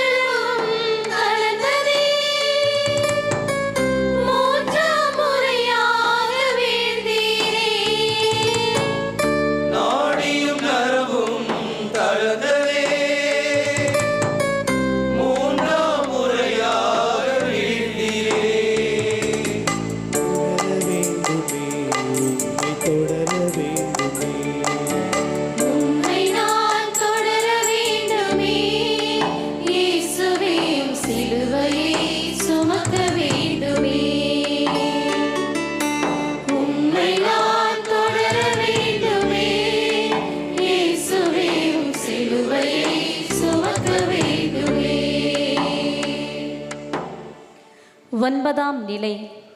இயேசு 3ஆம் முறை கீழே விழுகிறார். திவ்ய இயேசுவே, உம்மை ஆராதித்து வணங்கி உமக்கு நன்றி அறிந்த தோத்திரம் செலுத்துகின்றோம். பாரமான சிலுவை கொண்டு உலகத்தை மீட்டு ரட்சித்தேன். உடலில் உள்ள எல்லா வலிமையும் தீர்ந்து போகிறது. கொஞ்சமாக இருந்த மன வலிமையும் இந்த சிலுவை பாரம் அசைத்து பார்க்கிறது. நடந்து வந்த பாதைகள் கூட இந்த பயணத்தை கடுமையாக மாற்றுகிறது. மக்களின் பழிச்சொல்லும் இயேசுவை முன்னேற விடாமல் தடுக்கிறது. இத்தனை தடைகளுக்கு மத்தியில் இயேசு கடைசியாக பூமியை முத்தமிடுகிறார். சிறு வயதில் விழுந்தபோது எப்படி புழுதியும் தூசியும் உடலில் ஒட்டி கொண்டதோ அதே போலவே அந்த தெருக்களில் கிடந்த புழுதியும் தூசுவும் அவரது காயப்பட்ட உடலோடு கலந்து போகிறது. இயேசுவின் இந்த விழுதல் அங்கிருந்தவர்களுக்கு ஒரு பதற்றத்தை வர வைத்திருக்கும். ஏனென்றால் அவர்கள் எதிர்பார்த்த அந்த கல்வாரி மரணம் நடக்காமல் போய்விடுமோ என்ற ஒரு நப்பாசை. இயேசுவின் வீழ்ச்சியை பார்க்க எப்படி அங்கே இருந்தவர்கள் ஆர்வமாக காத்திருந்தார்களோ அதே போல நம்முடைய அன்றாட வாழ்க்கையில் எத்தனையோ பேர் நாம் தோற்று போக வேண்டும் என்று காத்து கொண்டிருக்கிறார்கள். நம் குடும்பம் அவமானம் அடைய வேண்டும் என்று சொந்தங்கள் காத்து கொண்டிருக்கிறது. செய்யும் தொழிலில் தோல்வி அடைய வேண்டும் என்று எதிரிகள் காத்து கொண்டிருக்கிறார்கள். எதிர்காலம் நன்றாக இருக்கக்கூடாது என்று மக்கள் மத்தியில் வாழும் நாம் காத்து கொண்டிருக்கிறோமா? இயேசுவை போல விழுந்தாலும் மீண்டும் எழுகின்ற மக்களாக வாழுகின்ற ஒரு சிறப்பான சிந்தனையோடு நாம் தியானிப்போம். இந்த உலகம் விழுந்தவர்களையும் வீழ்ச்சியையும் கண்டு சிரித்து மகிழ்ந்து கொண்டாடுமே ஒழிய எப்போதும் அவர்களை கை தூக்கி விடாது. அதுதான் இந்த உலகத்தின் நியதி. ஆனால் இயேசு தன்னுடைய நற்செய்தி பணியின் போது நோயினால் விழுந்தவர்களை தூக்கிவிட்டார், பாவத்தில் வாழ்ந்தவர்களை தூக்கிவிட்டார், கவலையில் வாழ்ந்தவர்களை தூக்கிவிட்டார், பேய் பிடித்தவர்களை தூக்கிவிட்டார். இவரது அடிச்சுவட்டை பின்பற்றும் நாம் நம்முடைய தனிப்பட்ட வாழ்வில் பலவீனத்தினாலும் சூழ்ச்சியினாலும் துரோகத்தினாலும் விழுந்து கிடக்கிற மக்களை தூக்கிவிட மனம் இருக்கிறதா? நம்மை மீண்டும் அரவணைக்க இயேசு காத்து கொண்டிருக்கின்றார். நாம் வீழ்ந்தே கிடந்தால் சாத்தானுக்கு இரையாவோம். வீழ்ச்சி சாத்தானின் ஆயுதம், பலவீனம் சாத்தானின் ஆயுதம். வீழ்ந்து கிடப்பது சோம்பேறித்தனத்தின் அடையாளம். தோல்வியை கண்டு அழுவது சாத்தானுக்கு பிடிக்கும். ஆனால் இயேசு நாம் எந்த நிலையில் விழுந்து கிடந்தாலும் கை தூக்கிவிட எப்பொழுதும் காத்து கொண்டிருக்கிற தெய்வம். நாம் அறிவு தெளிவு உள்ளவராய் மீண்டும் எழுந்து இயேசுவின் கைகோர்த்து நடந்தால் கண்டிப்பாக நம் வாழ்வு இறைவன் விரும்பும் வாழ்வாக மாறி பல மடங்கு கனிகள் தரும் மரமாக மாறுவோம். வீழ்வதில் அல்ல, எழுவதில்தான் வெற்றி இருக்கிறது. மன்னிப்பு வேண்டுவோம்.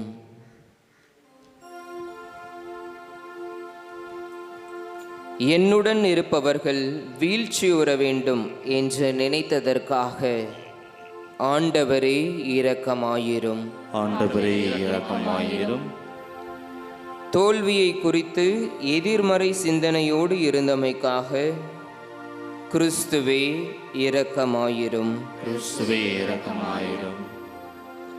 இயேசுவின் சுவடுகளை பின்பற்றாமல் ஊதாரியாக வாழ்ந்தமைக்காக ஆண்டவரே இரக்கமாயிரும். ஆண்டவரே இரக்கமாயிரும். ஜெபிப்போம்.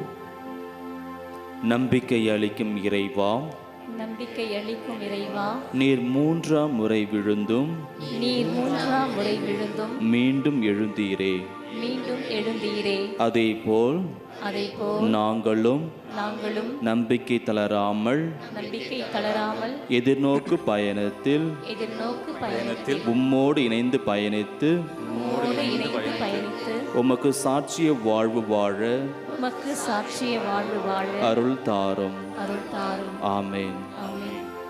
எங்கள் பேரில் தயவாயிரும் சுவாமி, எங்கள் பேரில் தயவாயிரும். மரித்த விசுவாசிகளின் ஆன்மாக்கள் இறைவனுடைய இரக்கத்தினால் நித்திய சமாதானத்தில் இளைப்பாற கடவன. ஆமென். புனித தோமையார் பகுதி இறை மக்கள் சிலுவையை சுமப்பார்கள். அதன் பிறகு புனித அந்தோணியார் பகுதி இறை மக்கள் சிலுவையை சுமப்பார்கள்.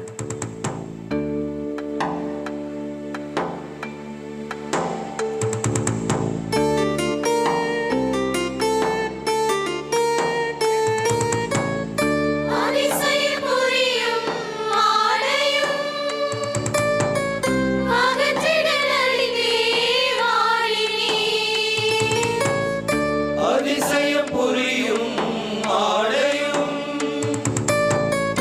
அகற்றிட நலிந்தே வாழினீர்.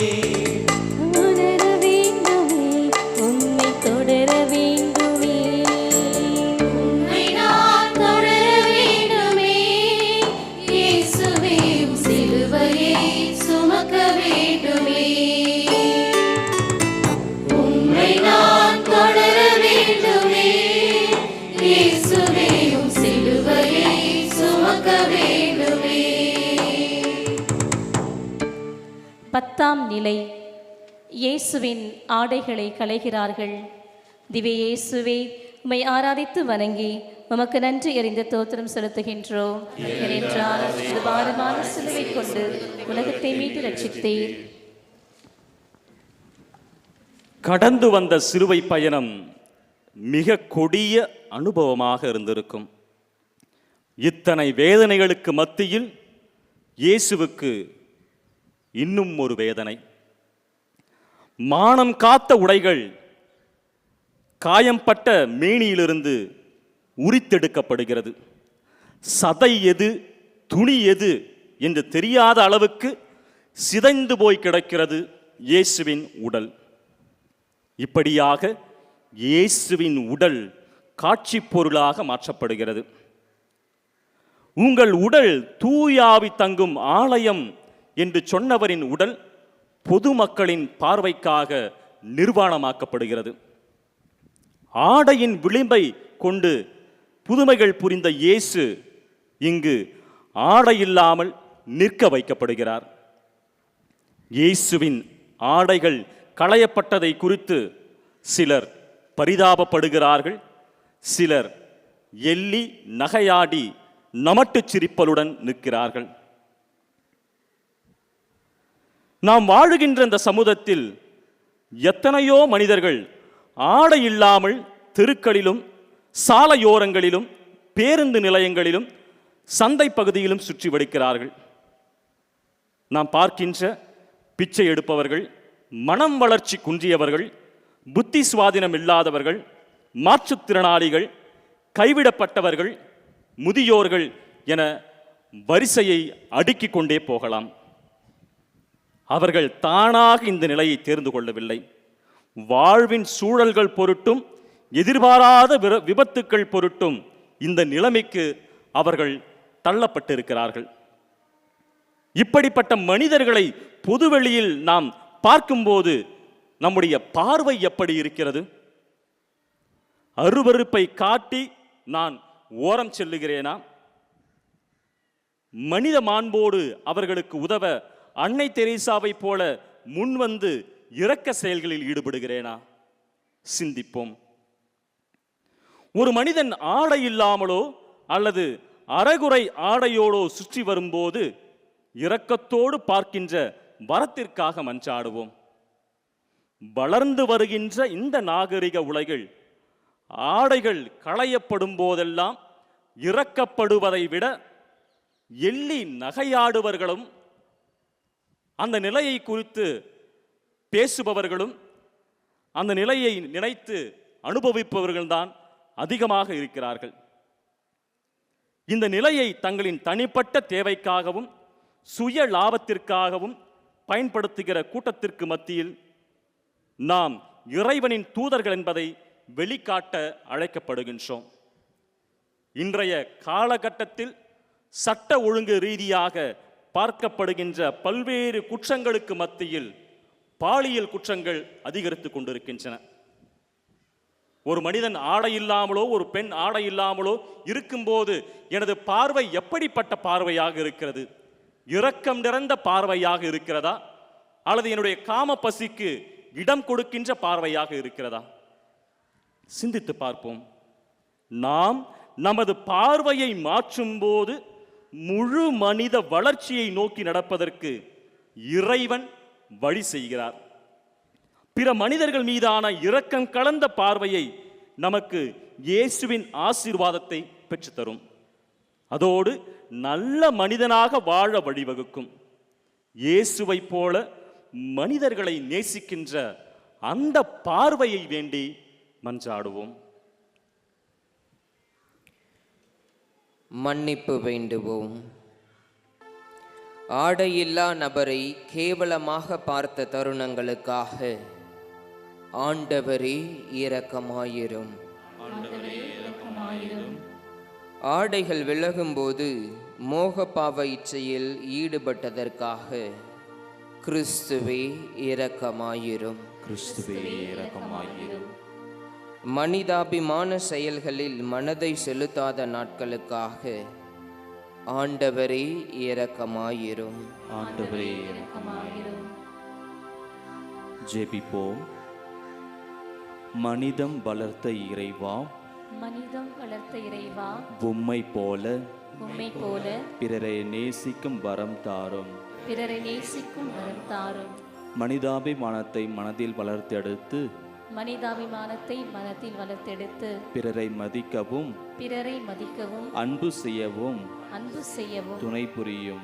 துணை புரியும். தூய ஆவியின் துணையால் தூய ஆவியின் துணையால் மேன்மேலும் மேன்மேலும் உம் வழி நடக்க உதவியருளும்.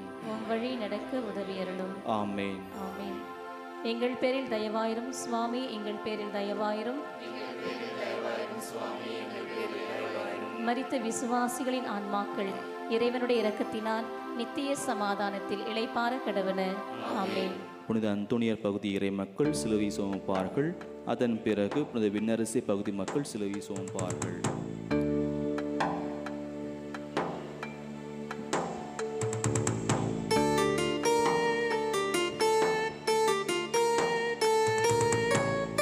கரங்களை ஆணிகள் துளைத்திட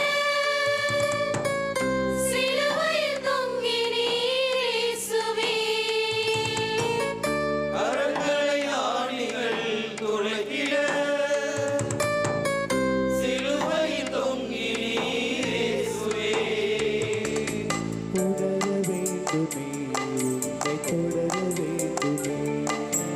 உம்மை நான் தொடர வேண்டுமே இயேசுவே.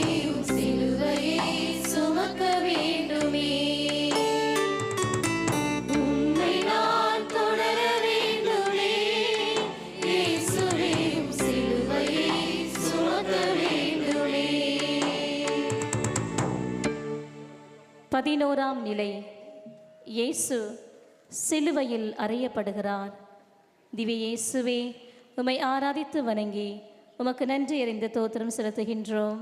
ஏனென்றால் ஒரு பாரமான சிலுவை கொண்டு உலகத்தை மீட்டு ரட்சித்தீர்.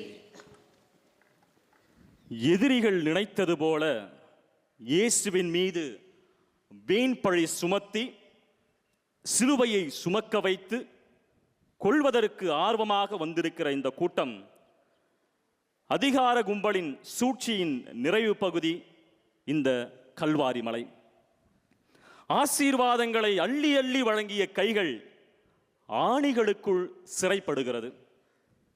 நற்செய்தி அறிவிக்க பல்வேறு நகரங்கள், பல்வேறு கிராமங்கள் கடந்து சென்ற கால்கள் நகராமல் ஆணிகளால் பதியப்படுகின்றன. இயேசுவின் உடலை இறுக்கி பிடித்து கொள்ள ஆணிகளுக்கும் ஒரு வாய்ப்பு கொடுக்கப்படுகிறது. இயேசுவின் மீது ஏன் ஆணிகள் அடிக்கப்பட்டது? இயேசு உண்மையை பேசினார், அதனால் ஆணிகள் அடிக்கப்பட்டது. அவர் பாவிகளோடு விருந்துண்டார், அதனால் ஆணிகள் அடிக்கப்பட்டது. அவர் பாவத்தை மன்னித்தார், அதனால் ஆணிகள் அடிக்கப்பட்டது. அவர் மாற்று சிந்தனையை கொண்டு வந்தார், அதனால் ஆணிகள் அடிக்கப்பட்டது. இவற்றிற்கெல்லாம் மேலாக அவர் இறைவனின் திருவுளம் நிறைவேற்றுவேன் என்று உறுதியாக இருந்தார், அதனால்தான் ஆணிகள் அடிக்கப்பட்டது. ஒரு வகையில் பார்க்கும்போது நானும் இயேசுவை பிரதிபலிக்கிறேனோ என்ற ஒரு மனநிலை நமக்கு எழக்கூடும். நான் உண்மையை பேசும்போதும் பிறரை மன்னித்து வாழும் போதும் விண்ணுலக வாழ்வை பற்றி தியானிக்கும் போதும் மண்ணுலக ஆசைகளை விடுக்கும் போதும் என்னுடைய ஆன்மீக வளர்ச்சியை நெறிப்படுத்தும் போதும் நானும் பல்வேறு ஆணிகளால் அடிக்கப்படுகிறேன். இந்த சமூகம் எனக்கு முத்திரை குத்தி ஓரக்கட்டப்படுகிறது, என்னை ஒதுக்கி வைக்கிறது. சில நேரங்களில் இயேசுவின் மீது அடிக்கப்பட்ட ஆணிகள் எப்படி அவரது கைகளையும் கால்களையும் உடலையும் நகரவிடாமல் செய்ததோ, அதே போல நாமும் நம்முடைய வாழ்க்கையில் எத்தனையோ முறை பிறரை ஆணிகளால் அடித்து நகரவிடாமல் செய்கின்றோம். உயர்ந்தவன் தாழ்ந்தவன் என்றும், மொழி ரீதியாகவும் கலாச்சாரம் ரீதியாகவும் மதத்தின் அடிப்படையிலும் சாதியம் சார்ந்தும் பிறர் மீது தவறான முத்திரையை குத்தி அவர்களின் வாழ்க்கையை சிதைக்கிறோம், அவர்களை நகரவிடாமல் முத்திரை குத்துகிறோம். நம்முடைய சமுதாய கட்டமைப்பு எப்படி வேண்டுமானாலும் இருக்கலாம், நம்முடைய குடும்ப நம்பிக்கை எப்படி வேண்டுமானாலும் இருக்கலாம். ஆனால் இறைவன் என்று வரும்போது, மனிதன் என்று வரும்போது நாம் பிறரை வாழ விடுகிறோமா அல்லது அடிமைத்தனத்திற்கான வழிமுறைகளை தேடி கண்டுபிடித்து அதில் மகிழ்ச்சி கொண்டு இருக்கிறேனா? சிந்திப்போம். ஆண்டவருக்கு அருவருப்பான செயலில் நம் கவனத்தை செலுத்தாமல் மனிதம் வளர்க்கும் செயல்களில் ஆர்வம் காட்ட முற்படுவோம். பிறரை குறைத்து மதிப்பிடாமல் இயேசுவைப் போல அரவணைத்து வாழ கற்றுக்கொள்வோம். மன்னிப்பு வேண்டுவோம். இயேசுவை போல உண்மைக்கு சான்று பகராமல் பொய்மையில் வாழ்ந்ததற்காக ஆண்டவரே இரக்கமாயிரும். ஆண்டவரே இரக்கமாயிரும். பிறரை வெறுத்து ஒதுக்கிய தருணங்களுக்காக கிறிஸ்துவே இரக்கமாயிரும். கிறிஸ்துவே இரக்கமாயிரும். மனிதம் வளர்க்கும் செயல்களில் ஆர்வம் காட்டாமல் இருந்ததற்காக ஆண்டவரே இரக்கமாயிரும். ஆண்டவரே இரக்கமாயிரும். ஜெபிப்போம். ஆணிகளில் தொங்கும் அன்பு இயேசுவே, ஆணிகளில் தொங்கும் அன்பு இயேசுவே, எங்கள் சுயநல சிந்தனைகளையும் எங்கள் சுயநல சிந்தனைகளையும் சமூகத்திற்கு எதிராக நாங்கள் செய்த பாவங்களும் ஆணிகளால் அறையப்பட்டு உம் திரு ரத்தத்தால் கழுவப்பட்டு மனமாற்றம் அடைந்தவர்களாய் புதிய சமுதாயம் படைக்க அருள் தாரும். ஆமென். ஆமென்.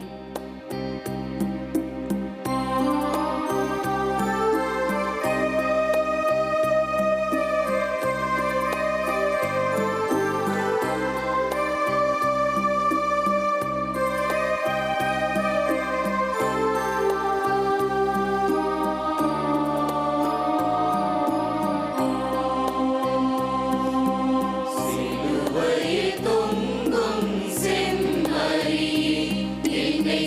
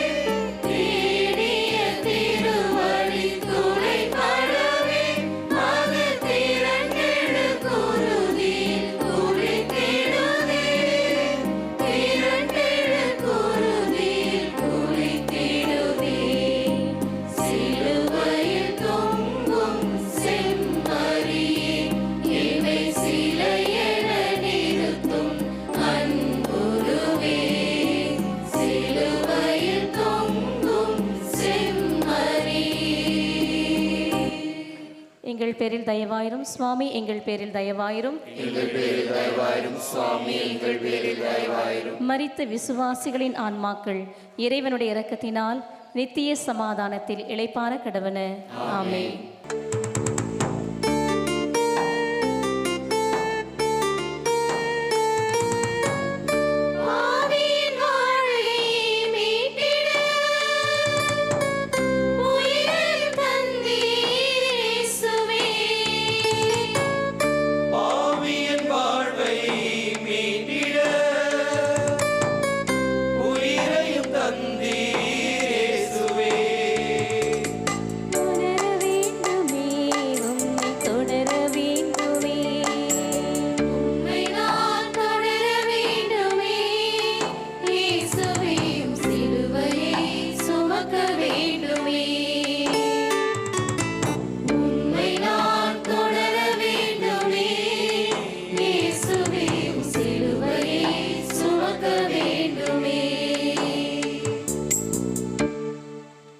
பன்னிரெண்டாம் நிலை. இயேசு சிலுவையில் உயிர் விடுகிறார். திவ்ய இயேசுவே, உம்மை ஆராதித்து வணங்கி உமக்கு நன்றி அறிந்த தோத்திரம் செலுத்துகின்றோம். ஏனென்றால் உமது பாரமான சிலுவை கொண்டு உலகத்தை மீட்டு ரட்சித்தீர். இதோ உங்களுக்கு பெரும் மகிழ்ச்சியூட்டும் நற்செய்தி. உங்களுக்காக ஆண்டவராகிய மெசியா பிறந்திருக்கிறார் என்ற வானதூதரின் செய்தி இங்கே இன்னொரு விதத்தில் பார்க்கப்படுகிறது. இயேசுவின் பிறப்பு செய்தியில் மகிழ்ச்சி அடையாத ஒரு கூட்டம் இங்கே அவரது இறப்பை கண்டு மகிழ்ச்சி அடைகிறது. தொலைந்தான் துரோகி சிரித்து ஆர்ப்பரித்து கொண்டாடுகிறது. ஒருவரின் இறப்பை கண்டு மக்கள் அழுகிறார்கள் என்றால் அவர்கள் மனிதருக்குரிய நல்ல பண்புகளை கொண்டிருக்கிறார்கள். ஒருவரின் இறப்பை கண்டு ஒரு கூட்டம் கொண்டாடுகிறது என்றால் அவர்கள் இறுகிய மனம் கொண்டவர்களாகவும் தீய எண்ணத்தில் ஊறியவர்களாகத்தான் இருக்க வேண்டும். இந்த 12ஆம் நிலையில் சிறிது நேரம் தியானிப்போம். அனைவரும் அமர்ந்து இந்த சிலுவை நாதரை உற்று நோக்குவோம். பிலாத்து சொன்னது போல, இதோ மனிதன், நமக்காக ஒரு மனிதன் அந்த சிலுவையில் தொங்கிக் கொண்டிருக்கின்றார். அந்த சிலுவையில் தொங்குகின்ற மனிதனை பார்த்து நாம் கேட்க வேண்டிய கேள்வி, ஏன் இத்தனை பாடுகள், ஏன் இத்தனை துன்பங்கள், எனக்காக ஏன் நீர் சிலுவை சுமந்தாய்? அப்படி என்ன நமக்கும் இயேசுவுக்குமான உறவு இருக்கிறது என்று ஒரு சில கேள்விகளோடு இந்த நிலையை சற்று அமைதியாக தியானிப்போம்.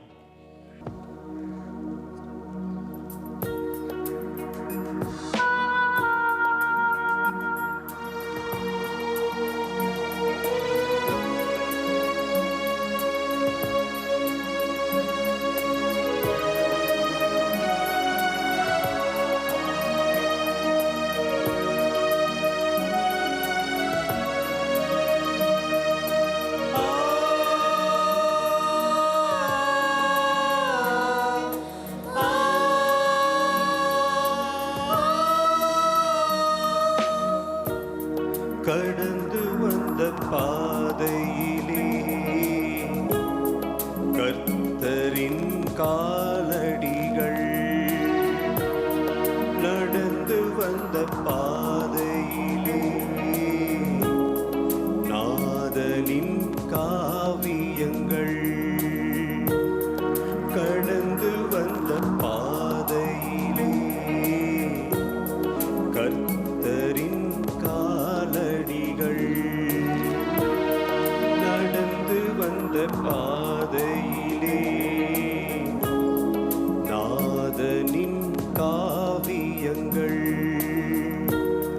தலையிலே முள்முடிகள், கைகளிலே ஆணிகள், முகத்தினிலே கையறைகள்,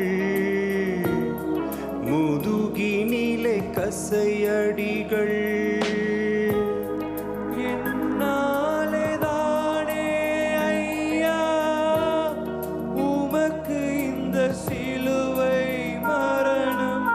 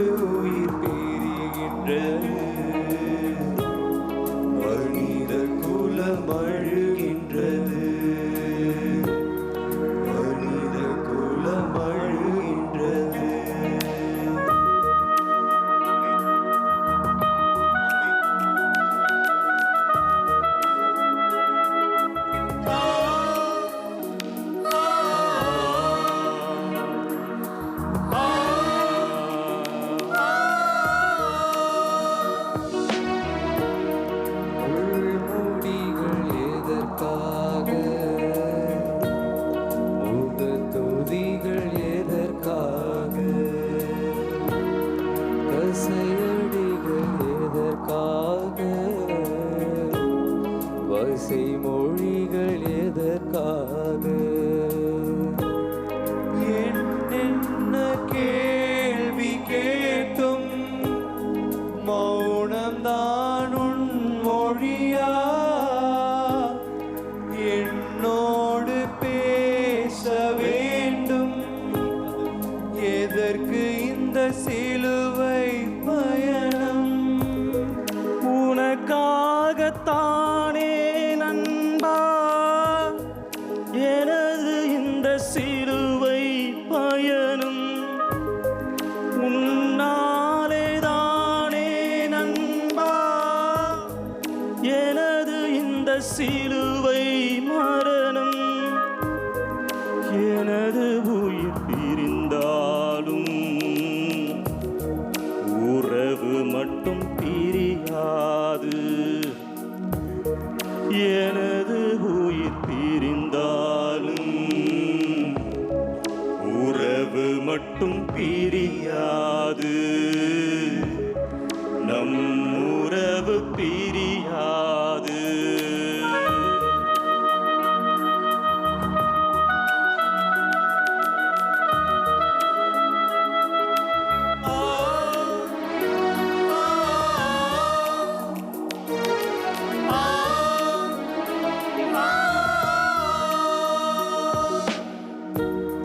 காயங்கள் எதற்காக,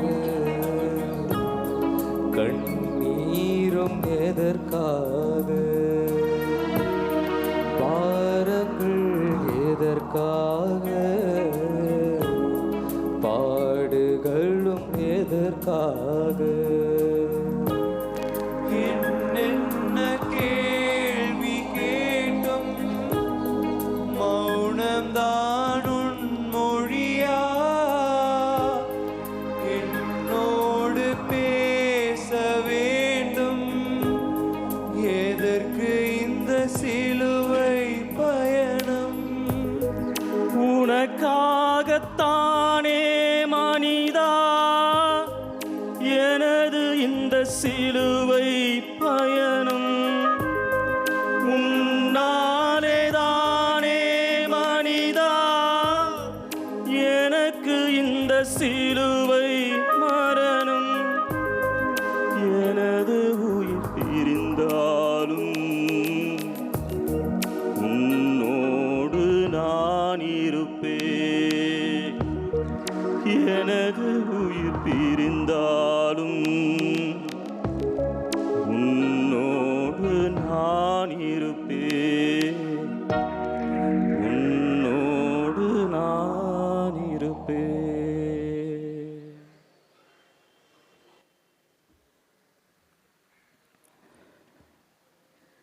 இயேசுவின் இறப்பு சிலரை கவலையடையவும் செய்கிறது, சிலரை கொண்டாடவும் செய்கிறது. ஏன் இந்த மாறுபட்ட புரிதல்? நாம் வாழும் உலகில் பல்வேறு நபர்கள் உயிர் தியாகம் செய்வதை பார்த்திருப்போம். பெற்றோர் தங்கள் பிள்ளைகளுக்காக உயிர் தியாகம் செய்கிறார்கள். இராணுவ வீரர்கள் நாட்டு மக்களுக்காக உயிர் தியாகம் செய்கிறார்கள். சிலர் தங்களின் நண்பர்களுக்காக உயிர் தியாகம் செய்கிறார்கள். இங்கே இயேசுவும் நமக்காக உயிர் தியாகம் செய்கிறார். இயேசுவின் உயிர் தியாகம் மற்றவர்களை காட்டிலும் சற்று வித்தியாசமானதாக இருக்கிறது.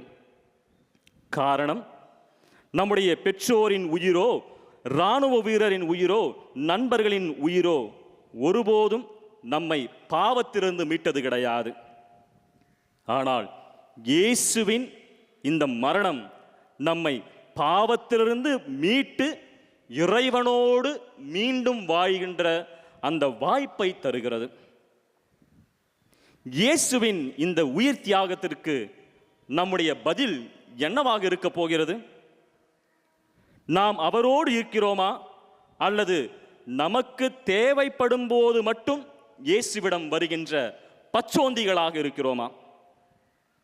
நாம் வாழுகின்ற இந்த காலகட்டத்தில் மக்கள் கடவுள் வேண்டாம், இயேசுவின் மீதான நம்பிக்கை வீண், மற்ற தெய்வங்களுக்கு சக்தி இருக்கிறது என்று தங்களுக்குள் கடவுள் நம்பிக்கையை உதாசீனப்படுத்தி பிற தெய்வங்களை நோக்கி செல்லுகிறார்கள். நம்முடைய சுப நிகழ்ச்சிகளுக்கும் நம்முடைய வீட்டு நிகழ்ச்சிகளுக்கும் நம்முடைய வாழ்க்கை நடக்கின்ற எல்லா நிகழ்ச்சிகளுக்கும் பிற தெய்வங்களை நோக்கி சென்றால் இயேசுவின் உயிர் தியாகம் ஒரு வீணான செயலாக காட்சியளிக்கிறது. வீட்டில் பிரச்சனை என்றால் நான் பூசாரியிடம் செல்லுகிறேன். தீராத நோய் என்றால் பல கடவுளுக்கு நேர்த்தி கடன் செய்கிறேன். பேய் பிடித்தால் தர்காவுக்கு செல்லுகிறேன். நடத்தை சரியில்லை என்றால் மந்திரித்து தாயத்தை கட்டுகிறேன். எதிர்காலம் நல்ல முறையில் இருக்க வேண்டும் என்று ஜோசியம் பார்க்கிறேன், நல்ல நேரம் பார்க்கிறேன்.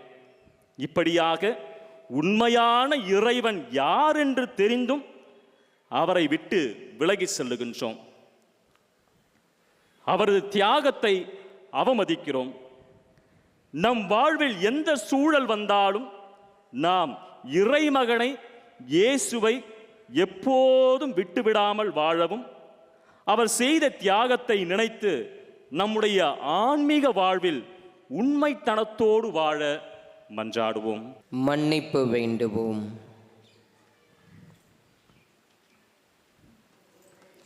இயேசுவின் தியாகத்தை உணராமல் மற்ற தெய்வங்களை தேடியதற்காக ஆண்டவரே இரக்கமாயிரும்.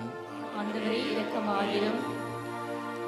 என்னுடைய சுய லாபத்திற்காக இயேசுவை பயன்படுத்தியதற்காக கிறிஸ்துவே இரக்கமாயிரும். கிறிஸ்துவே இரக்கமாயிரும்.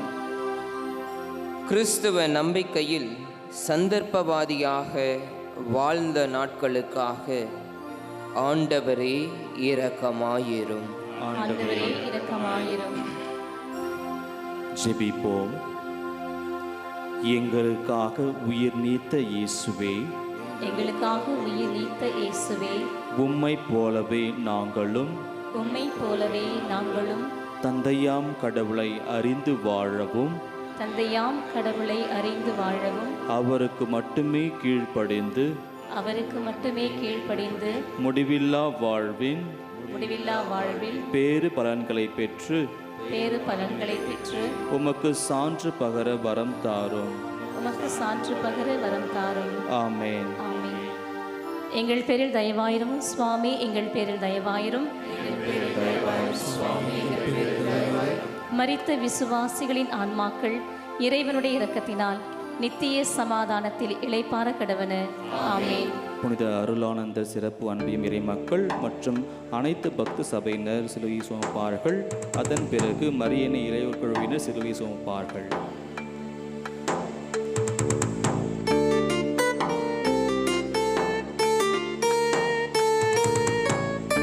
உணவாய் வந்த நல் உடலிது அன்னை மடி மீது தவழுதே. உணவாய் வந்த நல் உடலிது அன்னை மடி மீது தவழுதே.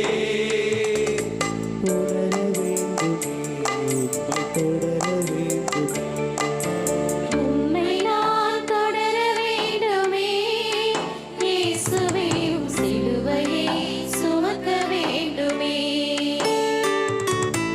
உம்மை நான் தொடர வேண்டுமே இயேசுவே, உம் சிலுவையை சுமக்க வேண்டுமே. 13ஆம் நிலை. இயேசுவின் உடல் அன்னை மரியின் மடியில். திவ்ய இயேசுவே, உம்மை ஆராதித்து வணங்கி உமக்கு நன்றி அறிந்த தோத்திரம் செலுத்துகின்றோம். ஏனென்றால் ஒரு வாரமான சிலுவை கொண்டு உலகத்தை மீட்டு ரட்சித்தீர். அன்று பிறந்த உடலை கையில் ஏந்தி நம் அன்னை இங்கே இறந்த மகனின் உடலை தம் கைகளில் தாங்குகிறாள். தாளாத துயரம், புரிந்து கொள்ள முடியாத இறைவனின் திட்டம். மனம் இறுகி உறைந்து போய் நின்றிருக்கிறாள் அன்னை மரியாள். மரியா, அஞ்ச வேண்டாம், கடவுளின் அருளை கண்டடைந்துள்ளீர் என்று கேட்ட அன்னை மரியாள் இறந்த மகனை கையில் வைத்து கொண்டு அமைதி காக்கிறாள். இயேசு பெரியவராயிருப்பார், உன்னத கடவுளின் மகன் எனப்படுவார் என்று கேட்ட அன்னை மரியாள் தன் மகன் சிறுமைப்படுத்தப்பட்டு, வெறுக்கப்பட்டு, மக்களால் காட்டிக் கொடுக்கப்பட்டு, ஊரார் பழிச்சொல் கேட்டு அமைதி காக்கிறார். உன் மகன் தாவீதின் அரியணையை பெறுவார், அவரது ஆட்சிக்கு முடிவே இராது என்று கேட்ட அன்னை மரியாள் இங்கு சூழ்ச்சியினால் சிலுவை மரணம் ஏற்று தன் மகனை கையில் வைத்து காத்திருக்கிறாள். உம்மிடம் பிறக்கப் போகும் குழந்தை தூயது, அவர் இறைமகன் எனப்படுவார் என்று கேட்ட அன்னை மரியாள் மனிதர்களால் இயேசு கிறிஸ்து கரைப்படுத்தப்பட்டு தனது கைகளில் ஏந்தி அமைதி காக்கிறாள். நியாயமாக பார்க்க போனால் இங்கே அன்னை மரியாள் அதிகார திமிரிலும் சூழ்ச்சி செய்தவர்களும் எதிராக கேள்வி கேட்டிருக்க வேண்டும். பச்சோந்தி குணம் கொண்ட அந்த மக்கள் கூட்டத்தை பார்த்து கோபம் கொண்டிருக்க வேண்டும். இயேசுவை விட்டு ஓடிச் சென்ற சீடர்களை நினைத்து மன வருத்தம் அடைந்திருக்க வேண்டும். ஆனால் அன்னை மரியாள் அமைதி காக்கிறாள். இத்தனை அநியாயங்களுக்கும் அவமானங்களுக்கும் மத்தியில் ஏன் இந்த அமைதி? மரியாளின் அமைதி நமக்கு சொல்லும் பாடம் என்ன? நம் வாழ்க்கையில் அன்னை மரியாளைப் போல எத்தனையோ துன்பங்களையும் துயரங்களையும் நஷ்டங்களையும் கஷ்டங்களையும் பார்த்திருப்போம். அண்ணன் தம்பிக்கு எதிராக துரோகம் செய்தல், தம்பி அண்ணனுக்கு எதிராக துரோகம் செய்தல், கணவன் மனைவிக்கு எதிராக துரோகம் செய்தல், மனைவி கணவனுக்கு எதிராக துரோகம் செய்தல், நண்பர்கள் மத்தியில் ஏற்படுகின்ற துரோகம். இத்தனை துரோகத்திற்கு மத்தியில் என்னுடைய எண்ணம் எப்படியாக இருக்கிறது? நான் அவனை பழிவாங்க வேண்டும், அவனை நான் சிறைக்கு அனுப்ப வேண்டும், அவனை நான் போலீஸ் ஸ்டேஷன் கொண்டு செல்ல வேண்டும் என்று நான் மும்பரமாக பழிவாங்கும் எண்ணத்தோடும் கோபத்தோடும் சுற்றித் திரிகிறேனா? அல்லது அன்னை மரியாளைப் போல அமைதியாக கடந்து செல்ல முற்படுகிறேனா? நம் வாழ்க்கையில் எத்தனை துயரங்களை பார்த்திருப்போம். கடன் சுமை, தொழிலில் தோல்வி, மன உளைச்சல்கள், தீராத நோய்கள், உறவு சிக்கல்கள். இந்த நேரங்களில் நாம் எடுக்கும் முடிவு எப்படி இருக்கிறது? கடவுள் மீது பழி போடுகிறோமா? எல்லாம் கடவுளால் தான் நிகழ்ந்தது, கடவுள்தான் எனக்கு இந்த கடன் சுமையை தந்தார், கடவுளால் தான் நான் தொழில் தோல்வி அடைந்தேன், கடவுள் என்னை ஒருபோதும் கண்டுகொள்வதில்லை, கடவுள்தான் இந்த நோயை தந்தார், கடவுள்தான் எல்லாத்திற்கும் காரணம் என்று பழி போடுகிறோமா? அல்லது அன்னை மரியாளைப் போல அமைதியாக தியானிக்கிறோமா? நம்முடைய வாழ்க்கையின் பல்வேறு சூழல்களில், பல்வேறு குழப்பங்களுக்கு மத்தியில், பல்வேறு இடர்களுக்கு மத்தியில் நாம் இறைவனின் துணையோடு தியானிக்கும் போது நம்முடைய தீய எண்ணங்கள் நம்மை விட்டு விலகி அன்னை மரியாளைப் போல இறைவனின் திட்டம் நிறைவேற்றுவோம். அன்னை மரியாளும் அதைத்தான் செய்தார். இறை திட்டம் நிறைவேற்ற நாம் முற்படுவோம். இயேசுவின் சீடர்களாக மாறுவோம். மன்னிப்பு வேண்டுவோம். துன்பங்கள் வரும்போது வாழ்க்கையை வெறுத்த நாட்களுக்காக ஆண்டவரே இரக்கமாயிரும். ஆண்டவரே இரக்கமாயிரும். அமைதியில் தியானிக்காமல் ஆதங்கத்தோடு சுற்றியதற்காக கிறிஸ்துவே இரக்கமாயிரும். கிறிஸ்துவே இரக்கமாயிரும். இறைவனின் திட்டத்தை அறியாமல் கடவுளில்லா வாழ்வை தேடியதற்காக ஆண்டவரே இரக்கமாயிரும். ஆண்டவரே இரக்கமாயிரும். ஜெபிப்போம். அமைதியை உருவான இறைவா, அமைதியே உருவான இறைவா, அன்னை மரியாவைப் போல் அன்னை மரியாவை போல் துன்பங்களை ஏற்கும் மனநிலை தாரும். துன்பங்களை ஏற்கும் மனநிலை தாரும். துன்பங்களை கண்டு துவண்டு விடாமல் துன்பங்களை கண்டு துவண்டு விடாமல் உமது அருளினால் உமது அருளினால் நேரிய வழி நடக்க உதவி புரியும். நேரிய வழி நடக்க உதவி புரியும். ஆமென். ஆமென். மரியின் இளையோர்களுடன் சிலுவை சுமப்பார்கள்.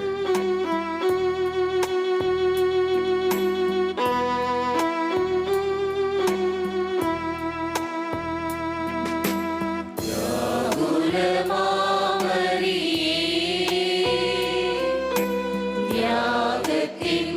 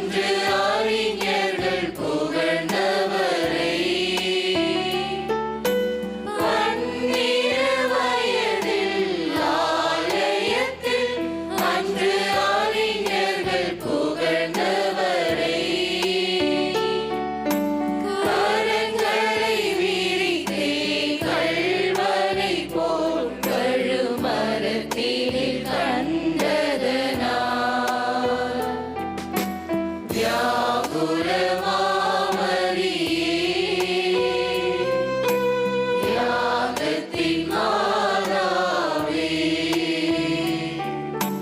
சிலுவை அடியிலே சிந்தையிலும் தழுதாயோ. எங்கள் பேரில் தயவாயிரும் சுவாமி, எங்கள் பேரில் தயவாயிரும். மரித்த விசுவாசிகளின் ஆன்மாக்கள் இறைவனுடைய இரக்கத்தினால் நித்திய சமாதானத்தில் இளைப்பாற கடவுன. ஆமென்.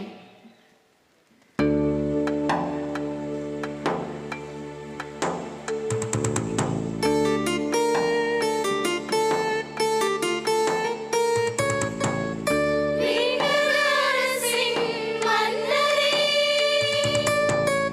கல்லறை தனிலே அடங்கினீர். விண்ணக அரசின் மன்னரே, கல்லறை தனிலே அடங்கினீர். உணர வேண்டுமே, உம்மை தொடர வேண்டுமே. உம்மை நான் தொடர வேண்டுமே. இயேசுவே, உம் சிலுவையை சுமக்க வேண்டுமே. உம்மை நான் தொடர வேண்டுமே. இயேசுவே, உம் சிலுவையை சுமக்க வேண்டுமே. 14ஆம் நிலை. இயேசு கல்லறையில் அடக்கம் செய்யப்படுகிறார். திவ்ய இயேசுவே, உம்மை ஆராதித்து வணங்கி உமக்கு நன்றி அறிந்த தோத்திரம் செலுத்துகின்றோம். ஏனென்றால் பாரமான சிலுவை கொண்டு உலகத்தை மீட்டு ரட்சித்தீர். மானிட மகனுக்கு தலை சாய்க்க கூட இடமில்லை என்றவருக்கு நிரந்தரமாக ஓய்வெடுக்க ஒரு கல்லறை தரப்படுகிறது. பிறக்கும்போது மாட்டுக்குடில் இரவலாக தரப்பட்டது.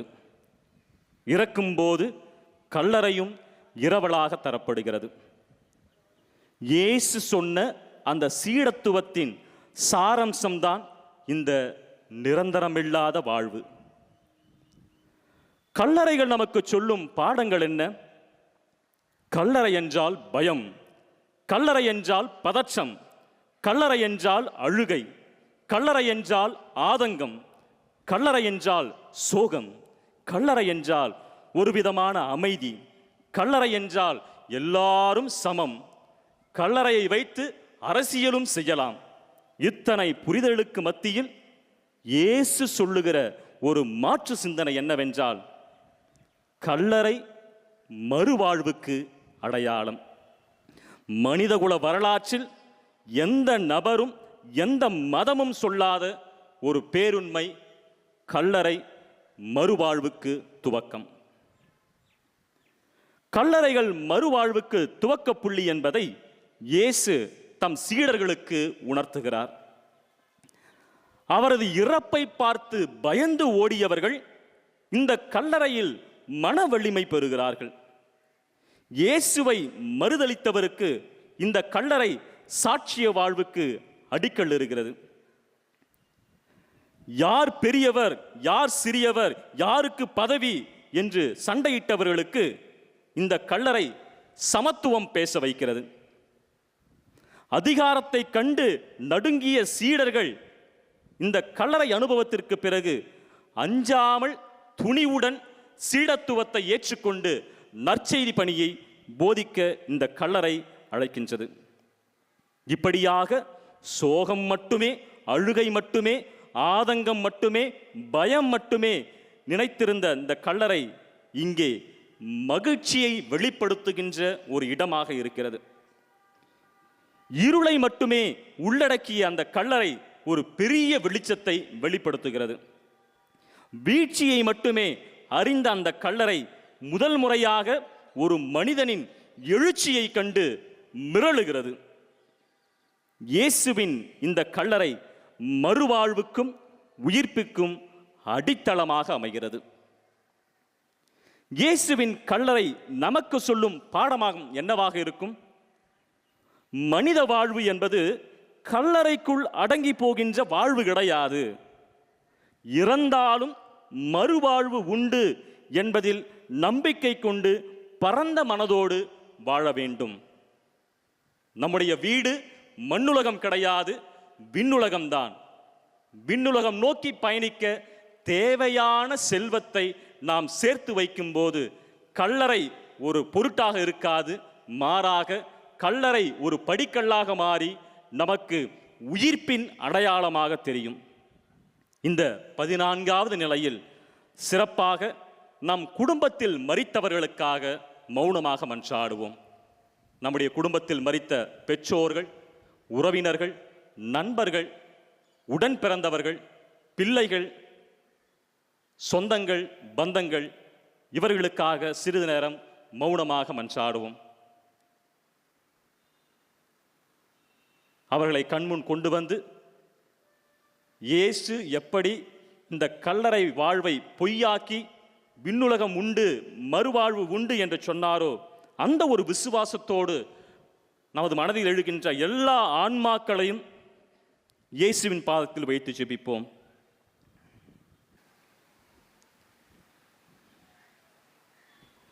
கல்லறைகள் எப்படி புது வாழ்வின் துவக்கமாக இருக்கிறதோ அதே போல நாம் ஒப்புக்கொடுக்கும் ஆன்மாக்கள் இறைவனின் இரக்கத்தை பெற்று இறையாட்சியில் பங்கெடுக்க இனிவரும் காலங்களிலும் மன்றாடுவோம்.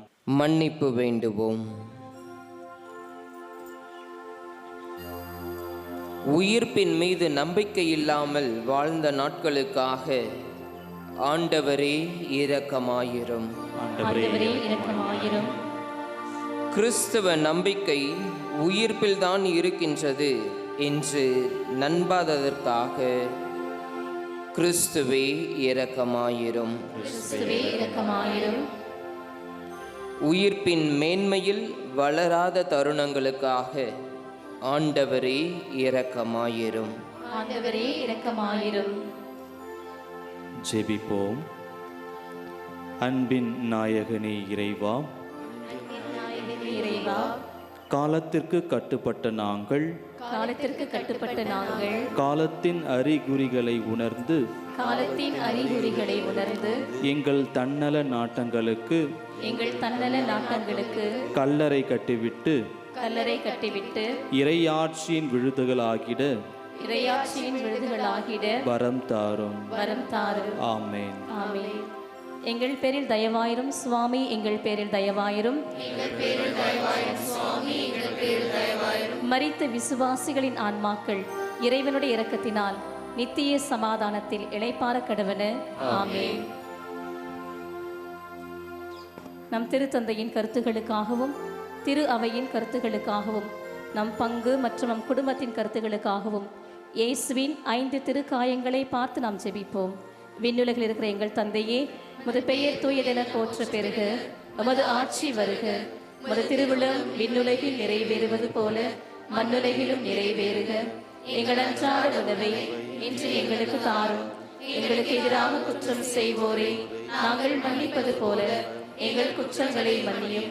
எங்களை சோதனைக்கு உட்படுத்தாதையும் தீமையிலிருந்து எங்களை விடுவித்தருளும். ஆமீன். அருள் நிறைந்த மரியே வாழ்க. ஆண்டவர் உம்முடனே, பெண்களுக்குள் ஆசி பெற்றவர் நீரே. உம்முடைய திருவயிற்றின் கனியாகிய இயேசுவும் ஆசி பெற்றவரே.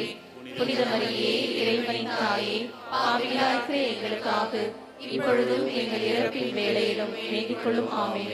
தந்தைக்கும் மகனுக்கும் தூய ஆவியாருக்கும் மாட்சி உண்டாவதாக. தொடக்கத்தில் இருந்தது போல இப்பொழுதும் எப்பொழுதும் என்றென்றும் இருப்பதாக. ஆமென். அன்பிற்குரியவர்களே, சில அறிவிப்புகள். சரியாக 9 மணி அளவில் நமது பங்கு வளாகத்தில் இரத்த தானம் மற்றும் உடல் உறுப்புகள் தானம் முகாம் நடைபெறும். எனவே விருப்பமுள்ளவர்கள் நமது மரக்கல்வி கூடத்திற்கும் சாவியோ கூடத்திற்கும் செல்லும்படி அன்போடு கேட்டுக்கொள்கிறோம். காலை 11 மணிக்கு பாடுகளின் 7 வார்த்தைகள் கீழ்கோவிலில் நடைபெறும். பிற்பகல் 1 மணிக்கு சிலுவை பாதை மலையாளத்தில் நடைபெறும். பிற்பகல் 3 மணிக்கு இறை இரக்கத்தின் ஆண்டவர் நவநாள் தொடக்கம். மாலை 6 மணிக்கு ஆண்டவரின் திருப்பாடுகளின் வழிபாடு திருச்சிலுவை ஆராதனை நடைபெறும்.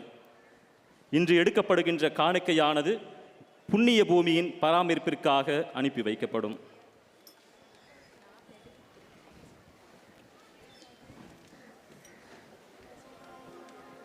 இறுதி பாடல் முடிந்த பிறகு அனைவரும் அமைதியாக கலைந்து செல்லும்படி அன்போடு கேட்டுக்கொள்கிறோம்.